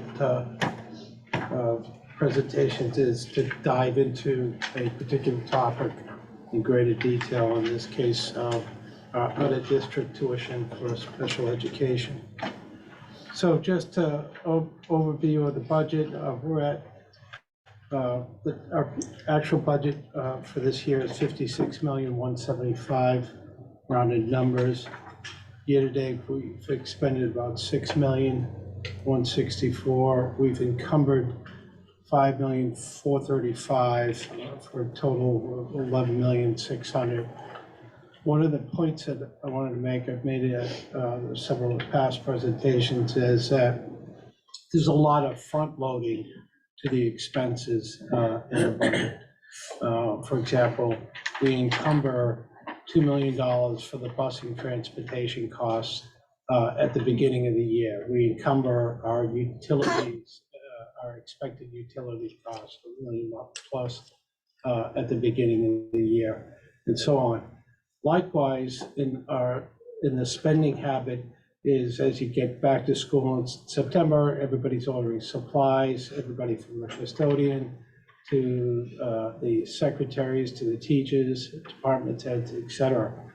I'll give you a simple example. In our regular budget, we spent a couple $100,000 in August, but in our September, our regular budget packages were $634,000. And that's everything from hardware, software, normal supplies, et cetera. So there's a big jump in September from where we are, but then again, there's a big jump in this early part of the year on encumbrances as we plan out for the expenses throughout the year. In terms of targeted, we're about 20% of our budget for the first 3 months. So we're in a good target and good place with no, Kelly, you asked last presentation about any surprises, and there's no big surprises in these numbers year to date. I've supplied the per school breakdown. I think the only highlight for this in terms of salaries, one of the exercises that we're doing is moving salaries that have been at the district-wide level and allocating them to individual schools. We're in process of that now. So that number may shift the next time we all sit down here. But beyond that, these numbers are within the expectations. But yeah, and by the way, if you have a hard time reading, that was done on purpose. Just sorry about that. Yeah, I tried 10 times to make this printable. Us older ones are the only ones that we have. Heather, can you say a little bit more about the shifting of district-wide salaries to the individual schools? Right. So there are personnel at the district-wide level, like occupational therapists, physical therapists, and so on. They're assigned more or less to specific schools, or maybe split among schools, but we're now pushing that salary line actually into the schools. So as, for example, as we review for the budget for fiscal year 25, we're actually seeing and going over those lines with the principals. So it's a more complete picture of the underlying school than having it at the district level. You're not assigning Dr. Jar to East Falmouth. No. So, but some of the lines that will remain at the district levels are the bus drivers that we have for special education. Student services remains at the district level. Some transportation, et cetera, those will remain at the district level. But where we can identify a specific school and allocate to a specific school, that gets allocated down going forward. Just as a follow-up to that, I mean, that makes logical sense, but I'm curious what's driving that transition if they've been at the district before, and why the shift? Two things. One, the state would like to see more accurate allocation in general. So the state doesn't like to see a lot of costs at the district level when it could be allocated down to the schools. Part of their evaluation of how much is being spent within individual schools, the equity, being spent within the schools, et cetera. So that's part of it. Also, the auditors want to see it allocated. It's just good, you know, it's a good business practice for us to have so that the principals have a more accurate reflection of what their cost structure within a given school is as well. So, Thank you. all right. All right, so moving on. So this is our deeper dive section, and this is, I'm going to share it with Dr. Woodward here. But this is our out-of-district student expenses. So these are students that we are unable, given their special needs, to provide the education that they have within the district, so that we use outside schools to provide that education. So as you know, this is a cost structure that has gone up significantly over the last couple of years. For fiscal year '24, or projected expenses, it's $3.4 million. That's up, the cost of out-of-district tuitions up roughly 14% from the year prior. Unfortunately, in fiscal year '25, we're also looking at a 4.7% increase as well. So these are pretty significant increases that we've had to bear. Now, the question is, how do we pay for that? And so here's where many of you asked to go into more detail about grants and all. So the first way of paying for this is the state, and that's through the circuit breaker mechanism. And we'll go into that in a little bit of detail. But net of these expenses allocated to that, net of things like special education transportation to bring these students to the schools, that gives us roughly $414,000 in funding. And then on the federal level is our 240 grants, as we've referred to them, the IDEA grants that the federal government provides. And that provides about $840,000 in funding. And then our share of that $3 million for what we have on our budget is the $2,173,000. So that's our funding mechanism of those three. Now, to give you an example, again, on the circuit breaker calculation. So again, the circuit breaker is essentially Massachusetts' way of helping with the expense of special education. And it's really calculated on a per student basis once a certain threshold is met. So the state says the first $49,000 in rough dollars is on the district, and anything above that amount, still the state will kick in 75% of that cost. So in the example that we provide here, a $100,000 placement, take out the $49,000 that is our share of it, the state would kick in roughly $37,879. Now, the important part of that is that money is reimbursed in the following year. So there's always a 1-year lag. So the money that we receive in fiscal year '24 for circuit breaker is really based on the calculations from fiscal year '23. Okay. So the total cost to this district, again, using this $100,000 placement, in Falmouth would receive $37,000 back from the circuit breaker in fiscal year '25. So go ahead, Mike. Just a quick question, that's 100, the 49,494 is per student, or is that Per like? student. Okay, so if you have 10 students. That's right. So in this example, it's $100,000 tuition for a given student. Yes. And that first $49,000, essentially, we bear the cost. And the state will provide 75% of the remaining amount above that 49,000. I'm sorry. That's correct. Thank you. So, How is Medicaid handled now in regards to, at one point, we used to apply for that.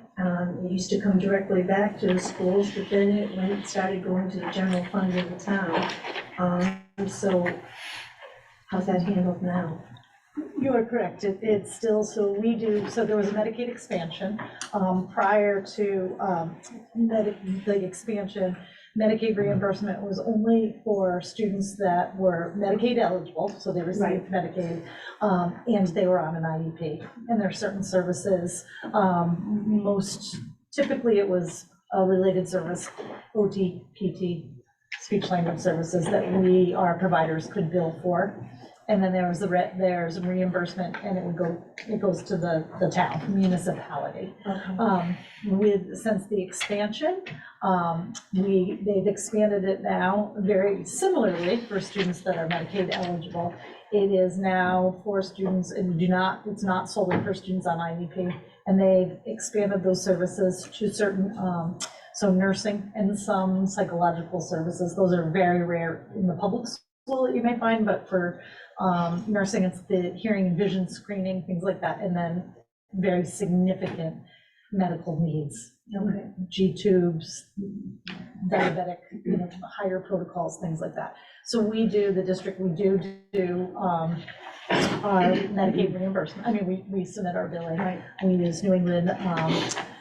New England Medical Billing is the vendor that we work with, and then it used to be UMass Medical that we did, now we're New England Medical Billing, and the reimbursement does go to the municipality, and then, okay. But a little bit different it's outside of the district tuition reimbursement, but that is the structure in place. Thank you. To date.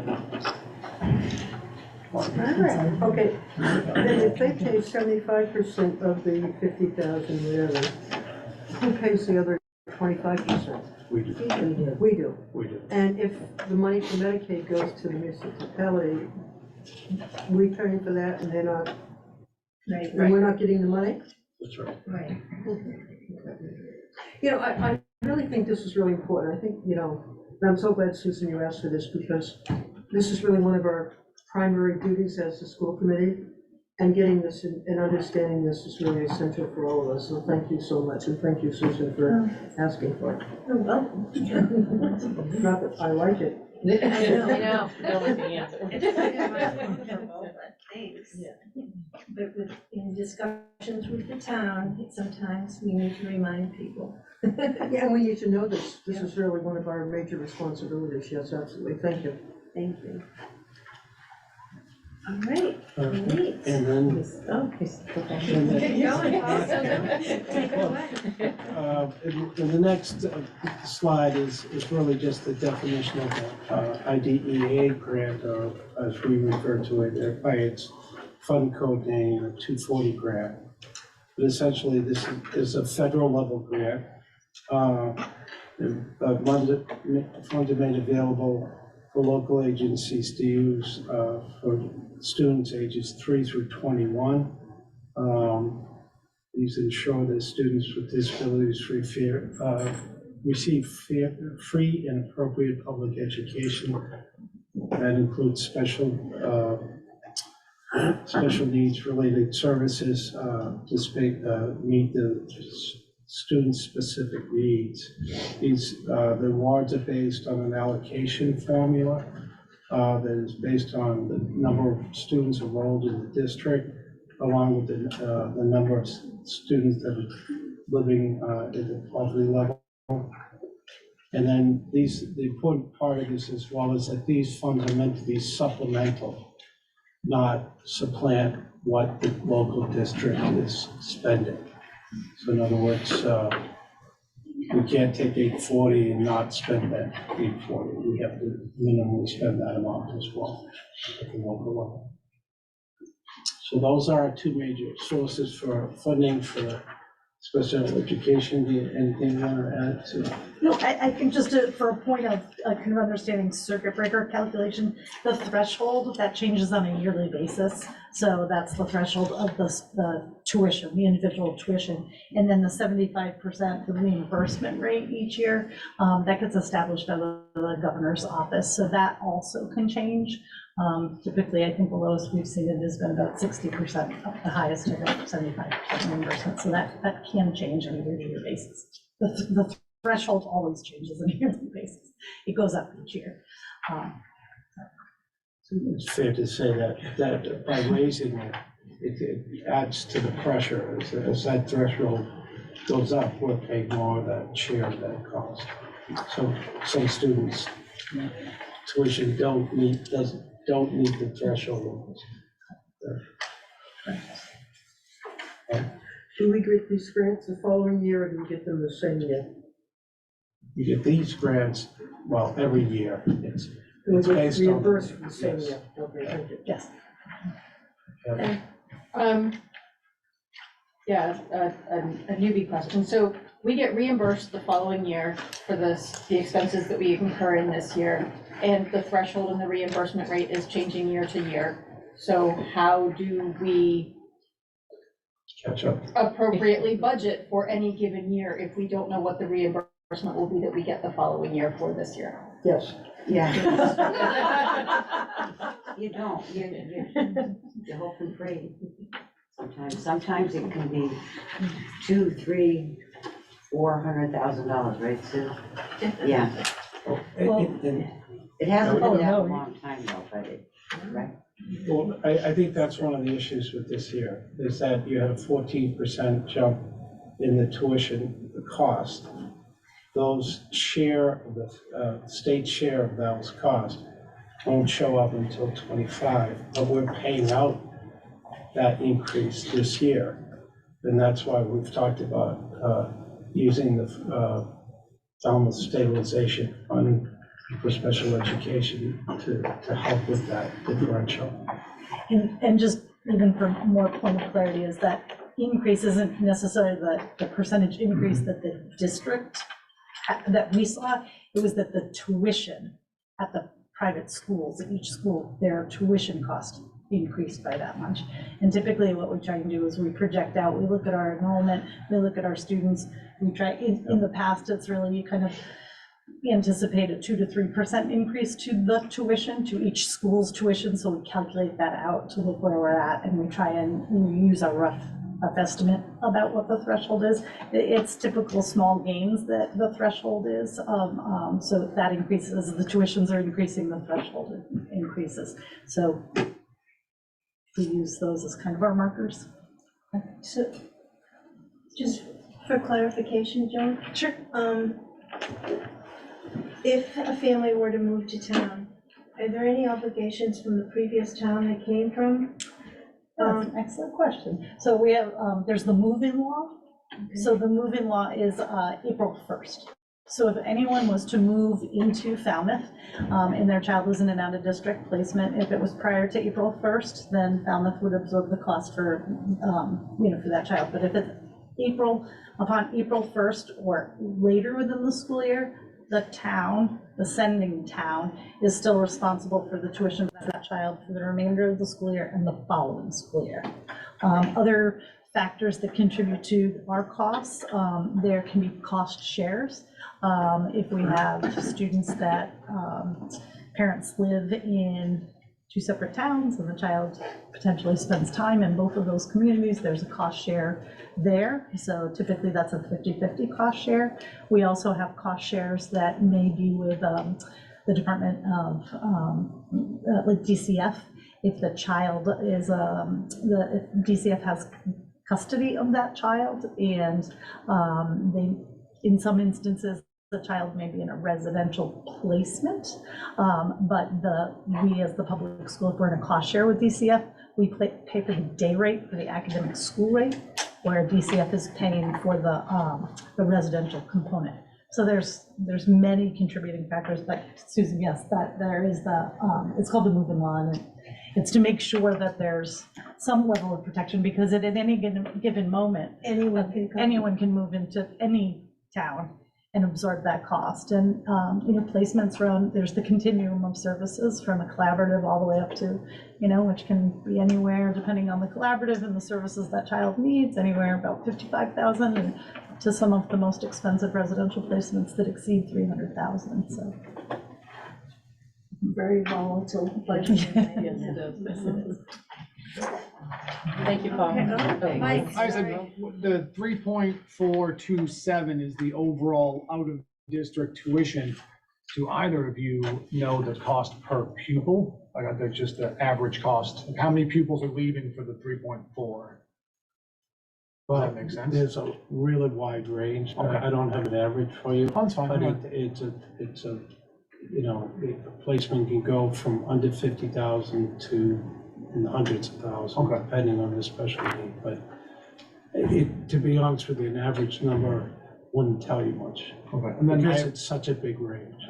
And then my other question is that the tuition, the numbers are gonna go up, whether the private schools increase tuition, if the circuit breaker changes, whatever.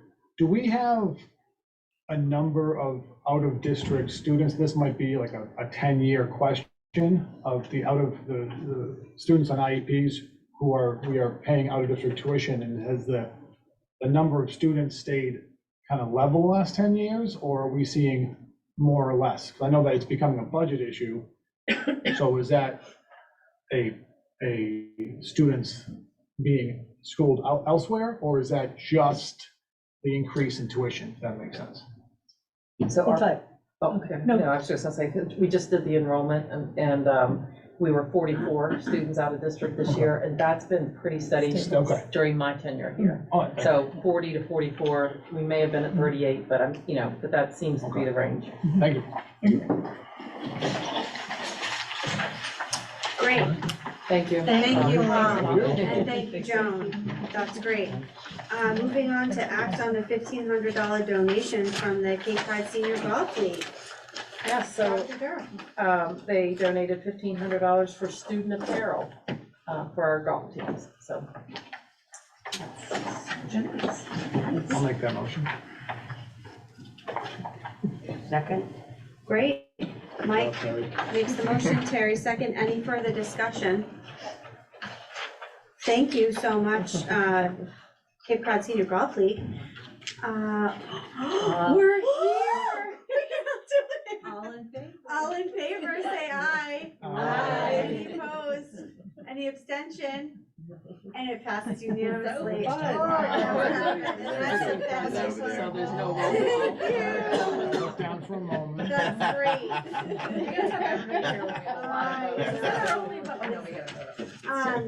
Moving on to review and discuss policies.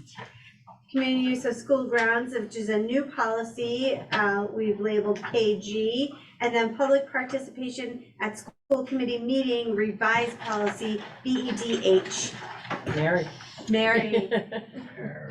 So the community use of school grounds came about in part because of not in part, because we had some pickleball, tennis court conversations, and we wanted to overall decide how our school district is going to allow the use of essentially outdoor grounds of schools. So we already have 2 policies for use of facilities, and actually in policy subcommittee, we talked about renaming this KF and another hyphen, but Lori pointed out, we realized this isn't really about facilities, so it's not a subpart of that, so we selected KG, which is its own letters, and mask doesn't have a KG, so we're in the clear, we're not duplicating anything. So this really just allows the school district to set the parameters on when school grounds can be used, and the superintendent will work in coordination with the individual school principals on when to allow that use for after school hours. And after school hours can vary at all grade levels, but for example, at the high school, there are things that take place after school that we would want the students to be able to have first dibs on those grounds, and so the hours would vary with that. there's another piece of this. There's a Massachusetts recreational use statute, which this type of use differs from our other policies that deal with use of facilities, because when we have facility use, 99% of the time, we have a building use charge, and we also require insurance, liability coverage, and evidence, proof of insurance. When you are allowing use of outdoor grounds for the public and at no fee, there is a liability statute that basically relieves the school district and the town from liability, as long as the school district itself wasn't willful, wanton, or reckless. So it's important that this policy mentioned that there's no fees being charged to the public for use of school grounds.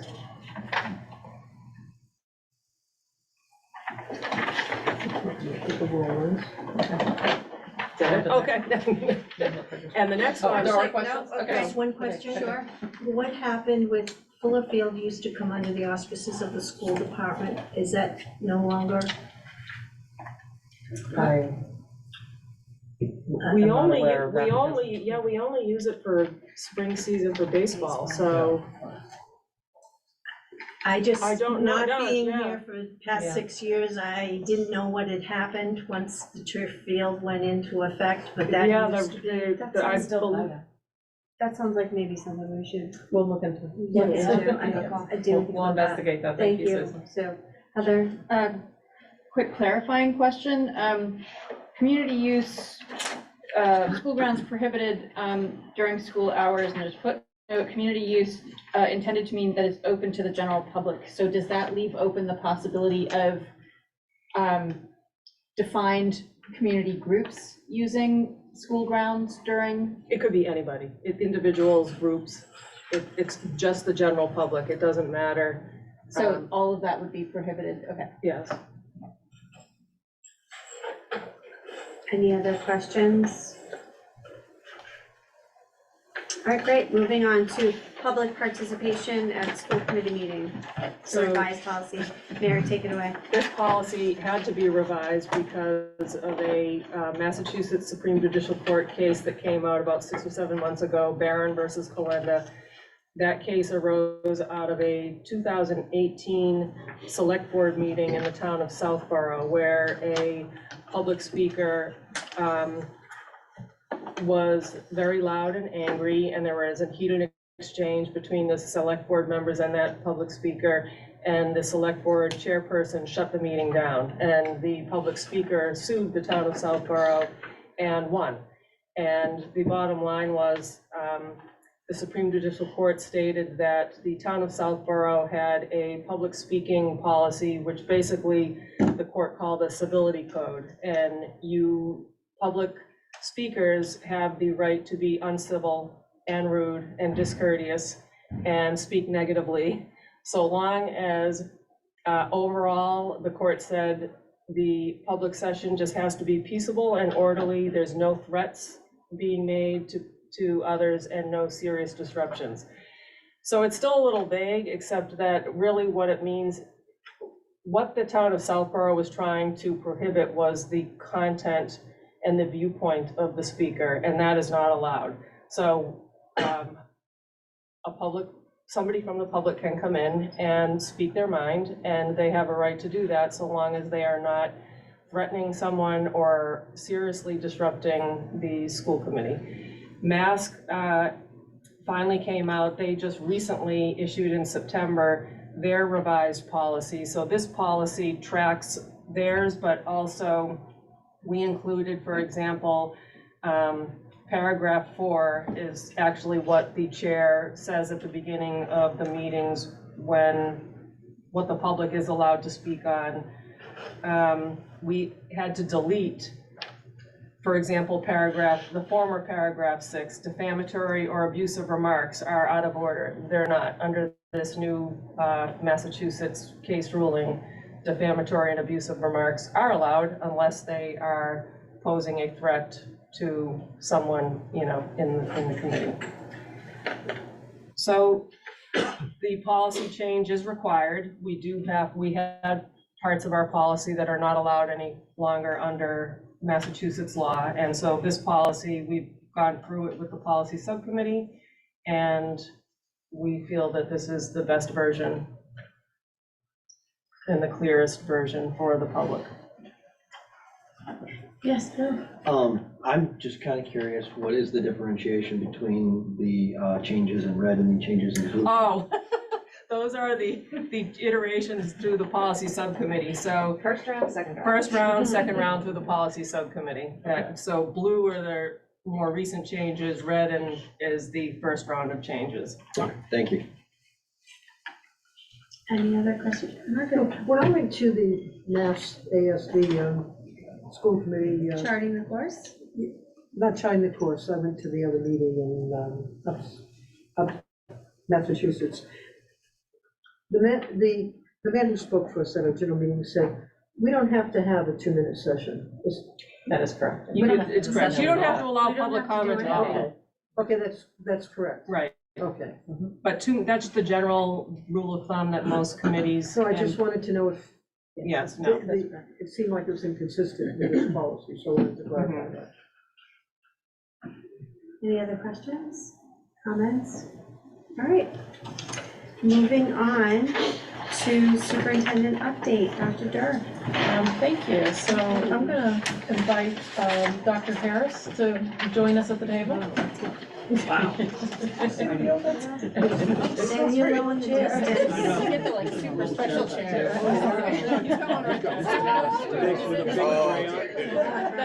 That is the hot seat though, just saying. Literally, we're gonna talk about, talk about AP exams. And so just some clarification. I think that we, not necessarily in our practice, I think we've been solid in what we believe in the practice. I think the communication that has gone out has been confusing. And so we want to clarify here. There was some clarifying language that Dr. Harris sent out earlier, but between a communication that was last week and the communication today, I think clarified quite a bit. Just in general, any student that's on free and reduced lunch, the fee to the student is $20. That can be waived. And then there are other type of situations that can be put a financial burden on a family. It could be that a family has multiple students in the high school level that's taking multiple AP courses. It could be one student. We just had a student that was staying there that took, 5 AP courses. That can certainly pose a financial need. And we basically, our counselors meet with the students. They understand that when you're looking at these such and can have conversations and can waive any or all of the fees for any of the students. So I'm going to turn it over to you to see if you want to add anything. I'm sure there might be some questions about that. Strength of Falmouth High School is our teachers and counselors who really care deeply and know each individual student and work really hard to create a safe space for a student to say those hard words, or a parent to say those difficult words of, we need help. And we know that requires intentionality of safety to create that space. And I think, I want you to know, very confident, our teachers and our guidance counselors work daily to create that space, and I'm very proud of that. That said, on multiple levels, we're learning as a school system. We have lots of areas to grow in how we communicate to the broader community access when they don't know. Because often people who've gone through school, just kind of like, as my parents raised me, just a good rule follower. You give me the rule and boy, I'll follow it. Even if it means I gotta take out a loan to pay for that AP test because I didn't know better. And I think that's been our learning process, particularly on this. Our communication that went out, we realized we haven't had a consistent communication on it. And so we met today as a team with Alan Kazarian and Mr. McManaman, included a couple of our AP teachers just to make sure we were on point. So communication went out to all juniors and seniors this evening to clarify, and then it will go in the weekly communication to all the families in my Friday communication this week, and again the next week. The due date is the 8th, and the essence of it is to clarify that we're here if there is a financial need, and that students who do qualify for free and reduced lunch, we will cover up to all of your fees, so you don't have to pay anything.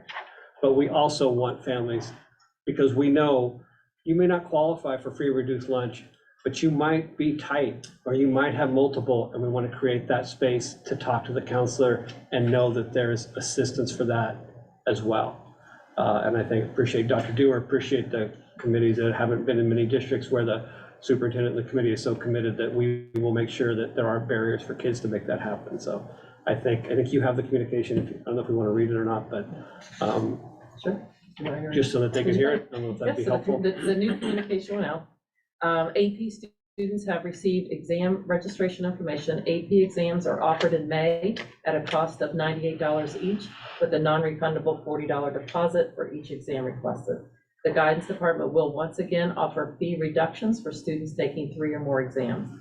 Students qualifying for free and reduced lunch and other financial needs should contact their guidance counselor or Mr. Kazarian for financial support up to and including a full scholarship for these exams, which waives the $20 fee noted on the registration form. We encourage all of our AP students to sign up for and take an AP exam. Thank you. I have a couple of questions. Why do we pay for AP exams? Why do they cost money? I mean, started in, you know. I'm sure. Started in the mid-80s, Yes. started in the mid-80s, happy to say graduate of that time, as a way nationally to create a method for colleges to have some national way of understanding college level work completed at high schools, right? With the intent that it would provide students with an opportunity to be able to have college credit. By college, they would make that determination. College Board does it, College Board implements it, College Board has the fee. So I understand why we have it. Okay. I think I took it myself. I think I Yep. took it in English. But my question is, if it's, why do we still have a fee for it? If it's, I assume. You mean as us or the College Board themselves? Us, Okay. public schools. Right. Why are we asking families to pay $100 per test? I'm listening to Mr. Sullivan that was here before. Good God, I hope that they've got a side hustle to pay for all of those exams that this amazing student has taken. We're talking about our MCAS tonight, and we're watching our free and reduced students struggle. And we're other meetings, we're talking about how it's so important that we, help every student rise to the occasion, and we're trying to give all these. I don't understand why there's a cost at all anymore associated. If it's a digitalized test, then the colleges have access to that data, and we live in a data world. I'm struggling. So I'm just gonna offer 2 ways I go to sleep at night. One is there are some huge systemic issues that need to be addressed on a state and national level related to this and other issues, including IB, dual credit, and lots of things, and how we continue to segment and segregate our students as they go through and come out. Okay, those are system pieces that advocate, talk about, and then there's the day-to-day in front of us. A mentor of mine once said, Alan, as I was advocating for something similar or whatever it was, said, Alan, you can have anything, but you can't have everything. At the end of the day, there are budgets we have and fiduciary pieces we have to decide. And if we do one thing, there will be other things we won't have. And You can't spend the same dollar twice, I get that. So and that's just, I would love to be able to say, we can do that. Where that fits in the broader priorities of our budgets and everything else, I will defer to our budget in the committee. Well, since we have Paul here with Dr. Durr, I would love to look at how Falmouth can pick up the tab and what that tab would be for all of our students. And I know that that's a heavy lift, and I understand that it's expensive, but I truly feel like to really level the playing field, because I'll be honest, my kids are a year apart. You know, maybe in a couple of years, they're each gonna take all the AP, they're not, but they're each gonna take all the AP exams. I would struggle to pay for that, and I would never ask for help. As safe a space that it is, as kind as everyone has always been, I can speak for a lot of people to say, I would struggle to shell out that cash, and I would never ask for help, because I'd rather go without than deny my kid.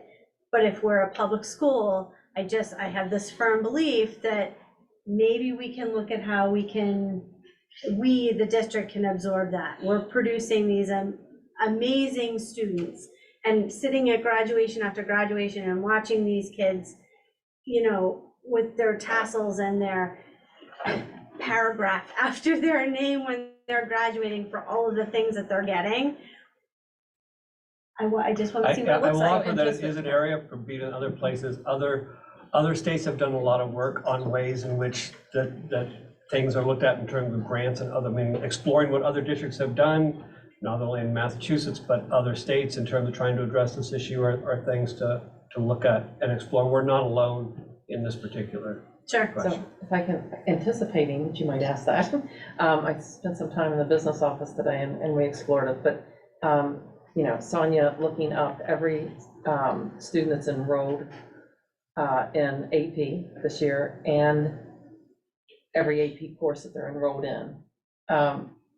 It would cost us over $45,000 to pay for all the tests, and we do not have it in the budget this year, and I do not foresee that there's that in the budget for next year.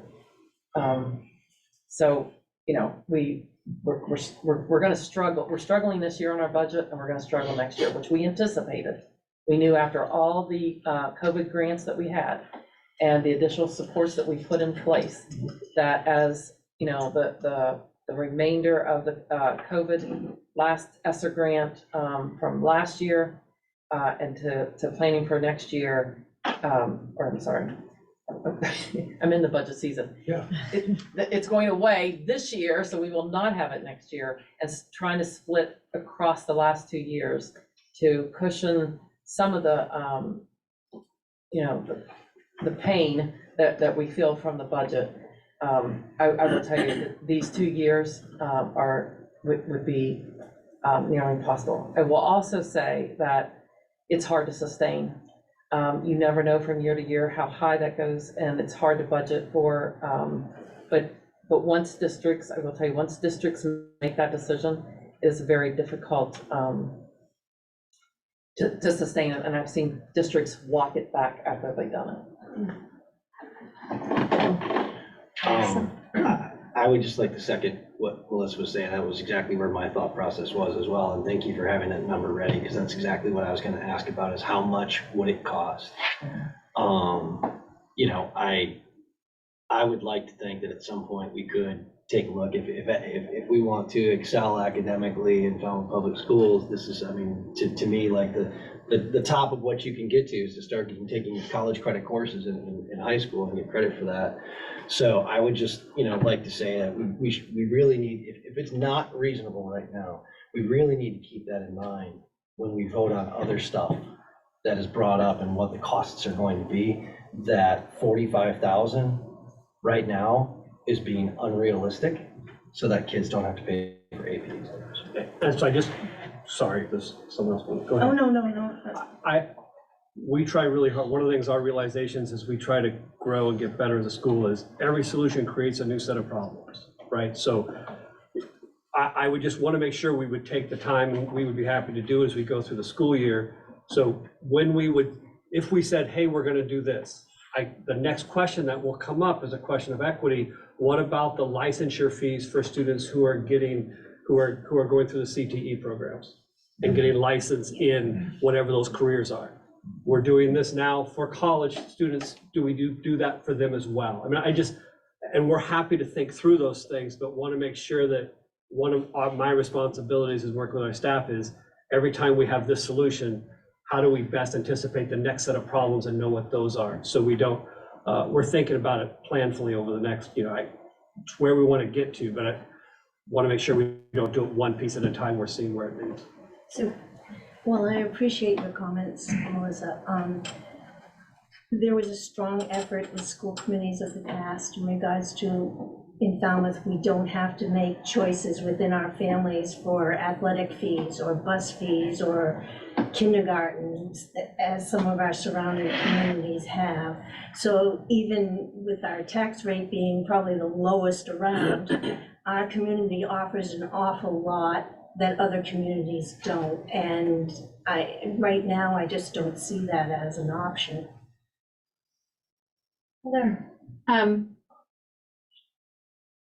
I too would love to get to the point where it's not an issue or a barrier for anyone.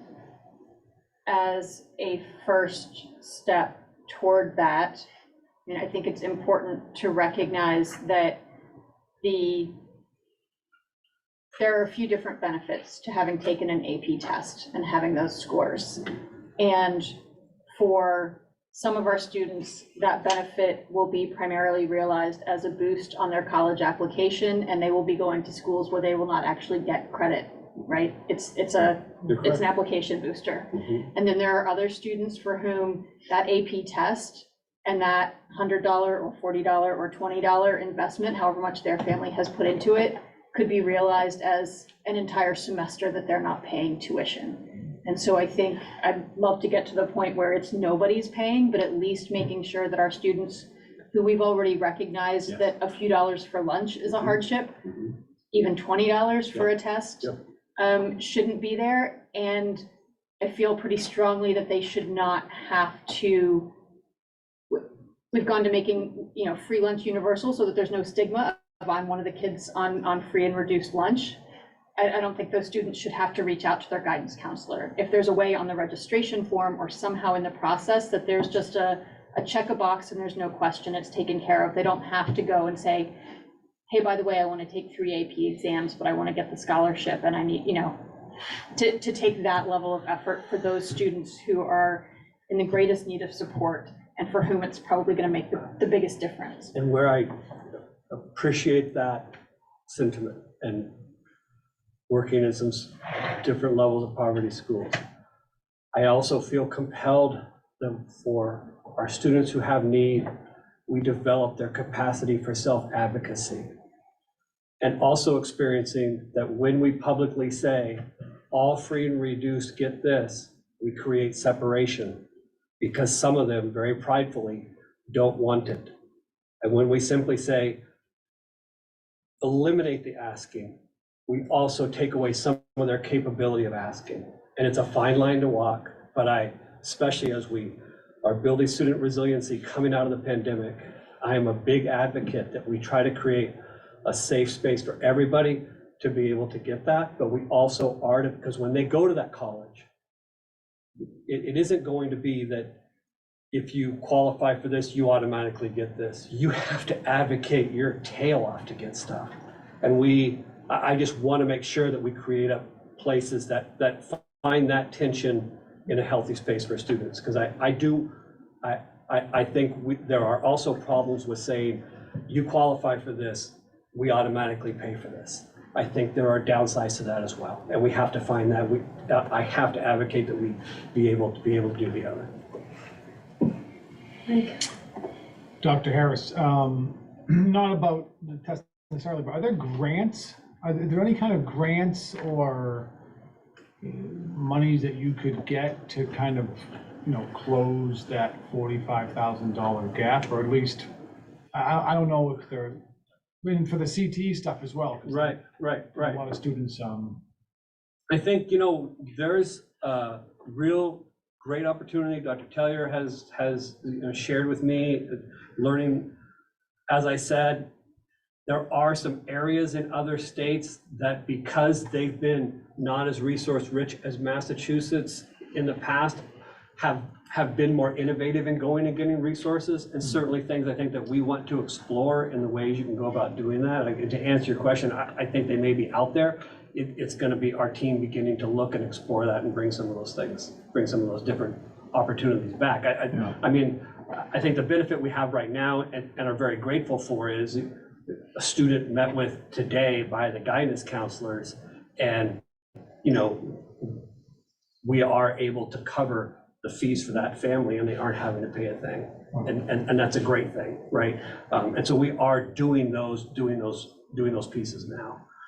Getting to everyone and making that more systemic, quite frankly, it needs time for my team to think about its implementations and look at it, you know, if that's where we wanted to go, it would, to me, be a 2-year thought process as well as grants and other things to come back with, here's what a plan would be to do that realistically with sustainability. Because that's, you know, both those things are important. And then can I make a point to the sustainability? And I might be wrong about this, but if you were to, I love the idea of letting every student take these AP courses for free, and if it's 45,000 now, once you open that up, do you think that number will go up? Because now that all these tests are free, will students just start taking them? Yeah, we're in the process right now of looking at ways we can increase offerings for some freshmen to take AP class, and increase sophomore offerings into AP courses, and increase the number. I'll also say, looking nationally over the next 5 to 10 years, I don't know where AP fits. There's a chance that dual enrollment really begins to shift past AP. College Board is in a whole overhaul right now. We don't know that AP necessarily sustains 10 years out. So there's lots of things. We have to have our eye on the target, that for wherever you are as a student, you want to get into the most competitive schools in the world. Falmouth High and Falmouth Public Schools has what you need. If you're in the middle trying to figure it out, we're going to meet you there. We have to be thinking 10 years out of what this is going to look like. Because I honestly, that world, the higher education world, we think we were hit by the pandemic. That world is just struggling. If you're a second tier, third year college right now, you are losing your COVID money and in deep, deep trouble with enrollment. And that, watching that closely the next 2-3 years, and I know Mr. Kazarian's looking at it, Dr. Tellier has her eyes on it, that's something really important to us, that we don't put the district in a bind planning for college to be the same way 5 years from now, when it may look very different in what we're prepping our students for. So to the point of, you know, the budget sign, just in the last week, I mean, the number of things that come up that are all extremely important. We talked about, you know, starting Hope Squad at Lawrence School. It came to my attention today that if we could possibly start a unified basketball at Lawrence School, you know, can we afford that? And then I'm going to shift quickly over to, and just talking about the budget pressures. They're all great ideas. It's all, we want to help our students and give them opportunities. Sonia's going to share with us about the cost of the calculators. We started that conversation last meeting. So I want you to pick up here, because again, please stay. Yes. I'm shifting here.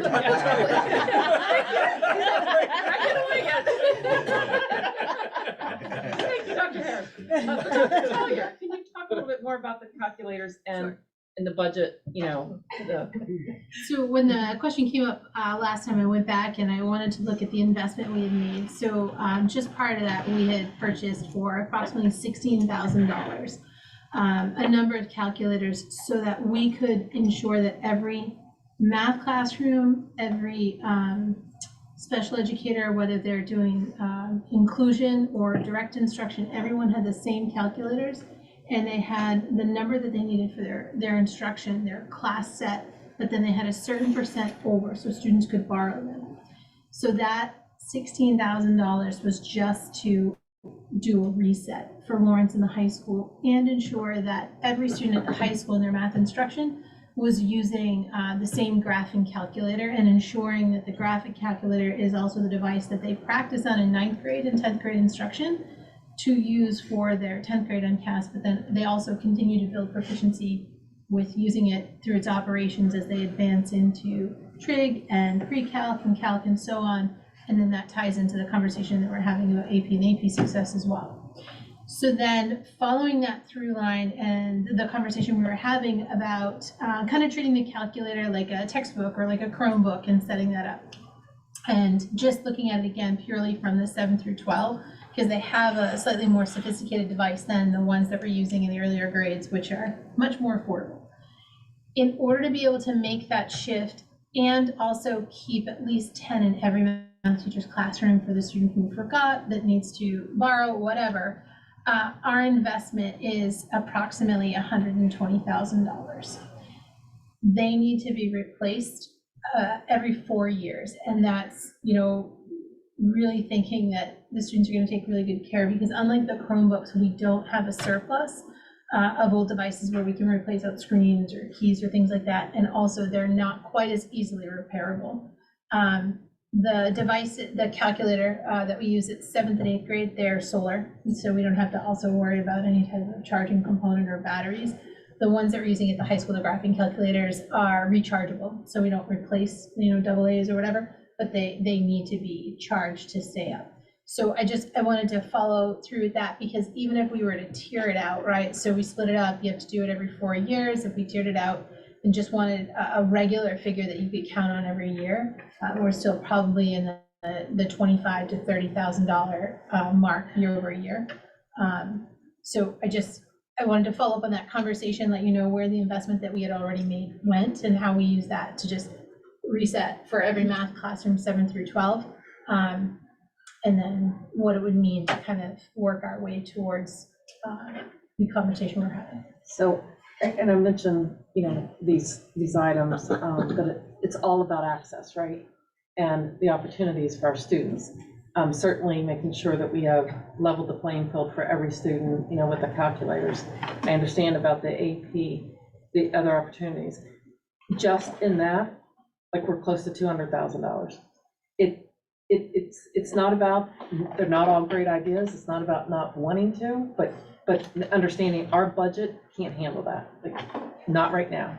Maybe we can look at things over, in the next couple of years and build into, but those are they're just hard decisions, and so we committed to the 16,000. I mean, we're literally having conversations of, is there a possible grant? Can we look at, some other things so that we can make sure that kids could be able to take calculators home? But 120,000 without having planned for is very different than, so now we have a couple different issues, on the table that we have to think about. And so it's hard. Yeah, and I think the whole notion of not taking each one as piecemeal and saying, yeah, we're gonna pay for this, but sort of saying, okay, what are the various things that we think we ought to be doing? And making decisions about what the priorities are and what is really affordable within a certain period of time. Because Falmouth has been very generous to the school committee in budgeting, but that does not mean it will always be that way. And I think, we need to be responsible in terms of saying, okay, what are the needs? What are the wonderful ideas we have? But where should we be putting them? Where should we be focusing on? And how can we do this in a reasonable way over a period of time? Taking one at a time means we're going, oh, this is a great idea, let's do that, and then chunk, so. Anyone? Yes, great. So shifting gears, exciting that the high school is planning a 8th grade fair Thursday night. And I didn't want you to leave because I wanted you to share some good news about what you're doing to share information about Falmouth High School to our 8th grade students and families. Exciting week, high school, homecoming all week long, Barbie Day yesterday, and Decades Day today. Two things.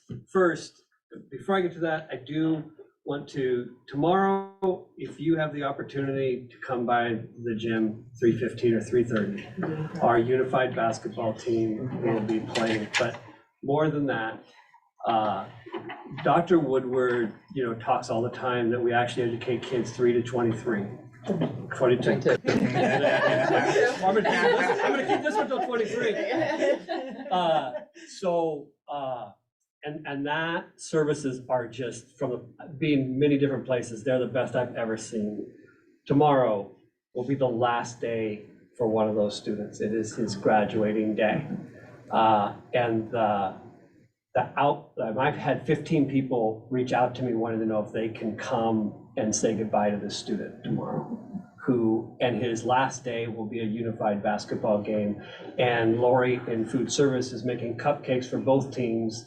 It is the very best of what public education is. And for your service, if you have a chance to swing by the gym tomorrow at 3:30, you won't regret it. Also hope 6:30 on Thursday night. We really, in terms of our whole communication piece, know that we need to do a much better job of letting the whole community know.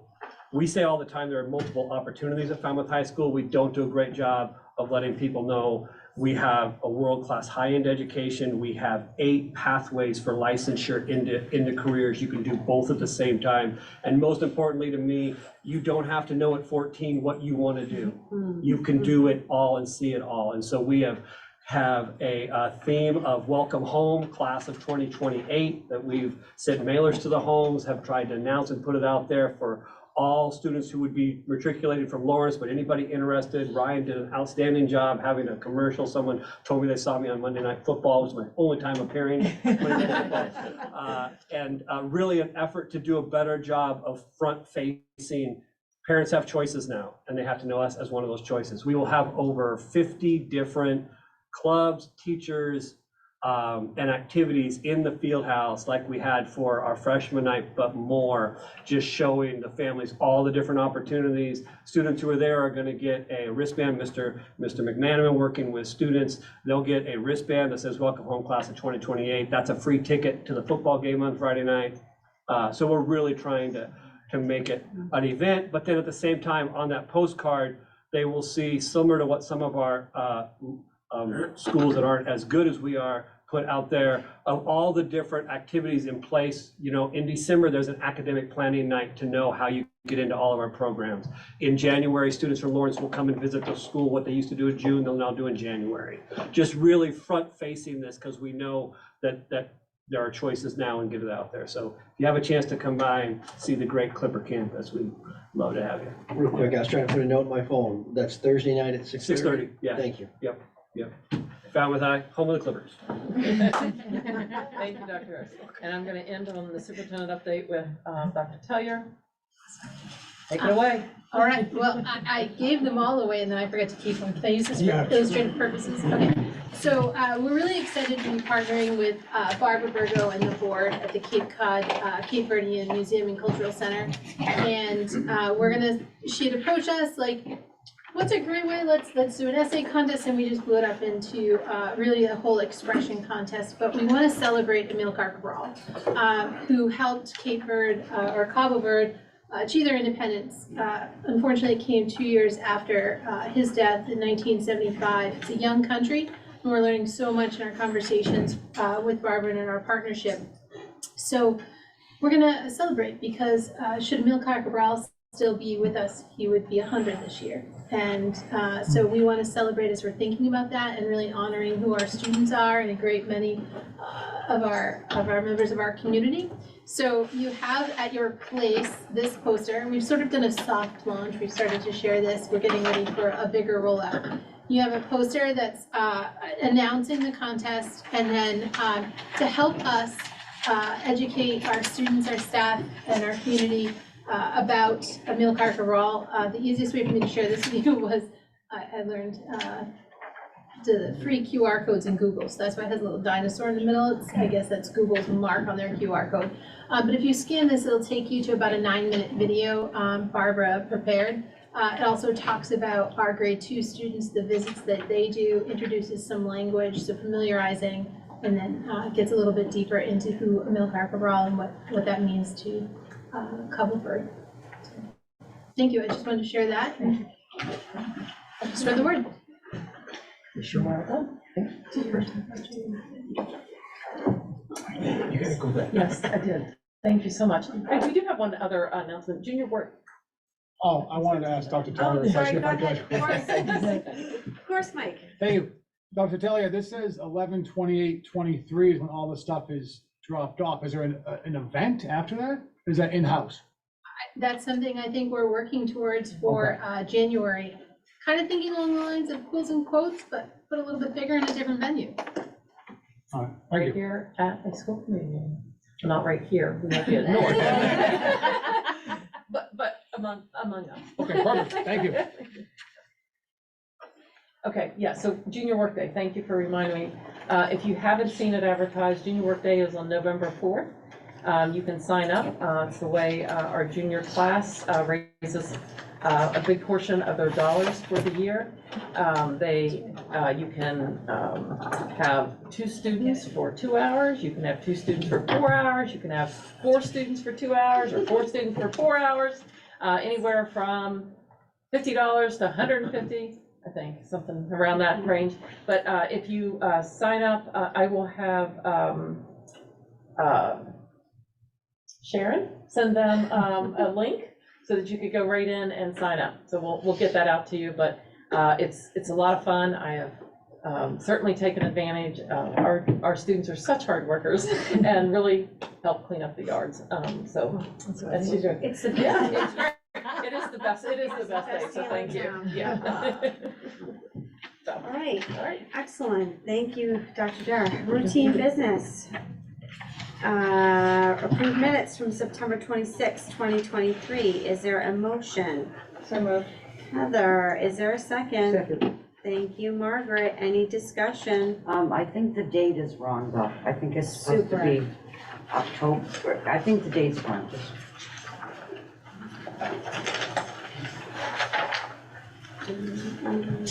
Maybe in the minute, maybe in the agenda it was wrong. I don't know. I just thought the date was wrong. Oh, I see. You are correct. Oh. These are minutes from October 10th, not from September 26th. But it says that on the minutes. The minutes are right. No, the minutes are right. They say October 10th. The Correct. agenda's wrong. Okay. Correct. So we'll edit the agenda. I don't know if you have to do that. I just. Okay, so thank you for the. Minutes too. Get on that, Sharon. Any further discussion? Mike? No? Weird, okay. I'm just asking if we have to vote on changing the agenda after it was posted, no? I think we can just edit Okay. it, because the minutes will go in as the correct on the final. Okay. All right. All those in favor? Aye. Any opposed? Any absent? Abstain, please. Okay. Thank you.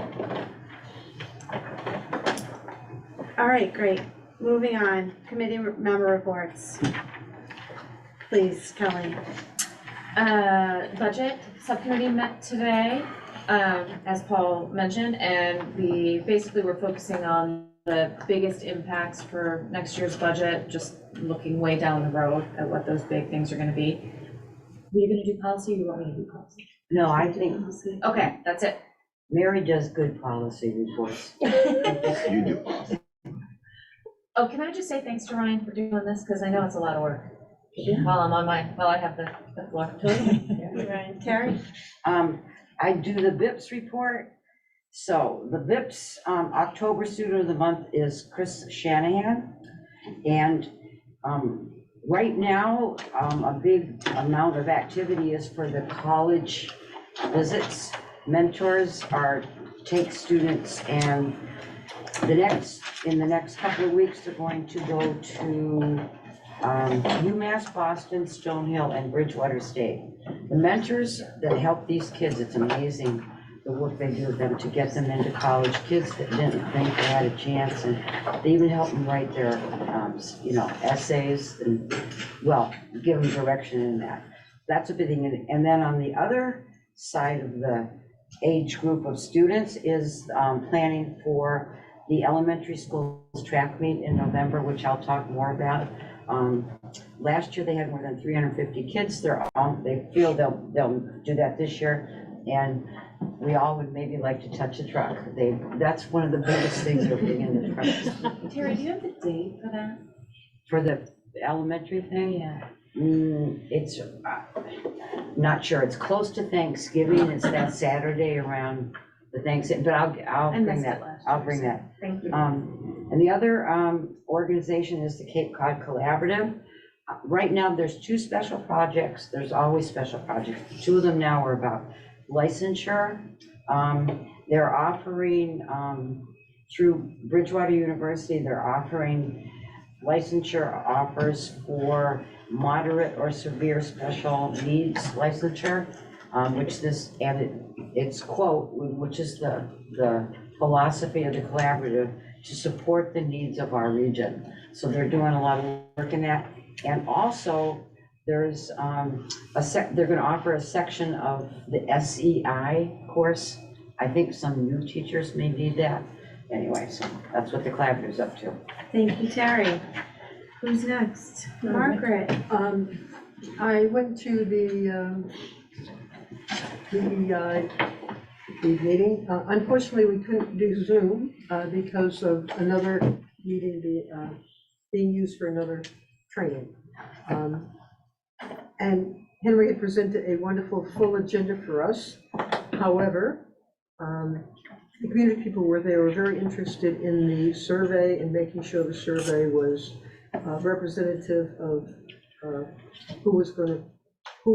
what we're looking to find out. And I think that's all I can say unless you want to add to that, Henry. Yeah, so the equity audit is in full swing, and what they were talking about was collecting data from students, from parents, families, and from teachers. So we had some really good community members that were talking about, like, how we're getting this data. Is this accurate? You know, they really want to push back. And so from that discussion with my advisory group, I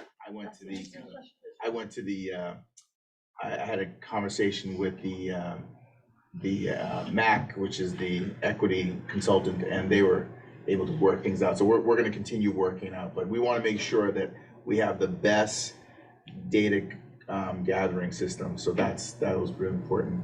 And so that should be coming through, and hopefully by next school committee, we'll be talking a little more about it too, so. We have Henry on the 29th. 29th, okay.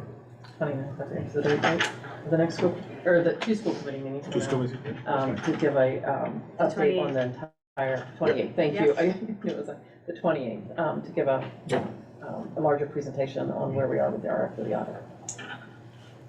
Any other updates, Chris? So last Tuesday, I attended the belonging series, like the first meeting in the belonging series. You know, I thought that was wonderful. You know, Dr. Warren was amazing, really good at making people kind of feel, you know, unjudged and welcome. And I just hope, you know, we can spread the word to get more community members to go, because I think it's really important to kind of get the community involved and kind of open and talking about, you know, about tough topics and issues. You know, I hope to just see more people kind of attending each time. I know the one thing I kind of mentioned was if it's possible to get kind of childcare, I feel like that may be able to kind of improve attendance, hopefully. But I'm sorry, I reached out to BIPS as well. We get some student workers, so they said already we're gonna get it. So I hope that's okay. That's great. And can I just add to that? I was at the meeting too. And one of the things that I thought was really wonderful was a takeaway. She provided really ideas about what we could do, not to impinge on someone else's beliefs, but really begin to open conversations. And she gave us some real good tips and points on how to do that, and it was very impressive. Any other committee member updates? Seeing none. Any requests for information? Sue? Based on the recent Boston Globe article regarding the reading program, I, for one, would like to have some information in regards to the present Journeys program. I think unless it's been updated to everyone else here, I would like to have the information when I'm questioned about it. Okay. Any other requests, Heather? Yeah, we heard from Ms. Bennett at our last meeting about the e-hall pass and that it was going smoothly with the implementation of that. I've since heard that one particular part of that, and that's late arrival, that there have been lines out the door and 10 to 20 minute waits to actually get to class because the e-hall pass sign-in is taking a lot longer than the paper passes were. And so I'd be curious if we have any data on that, or if there's if anything's being done to speed that up so that kids aren't missing 10 or 20 minutes of class when they show up a minute or two late to school. Thank you. Any other requests for information? Is there a motion to adjourn? So moved. Margaret? Bill, thank you. All in favor? Any opposed? Any abstentions? Seeing none.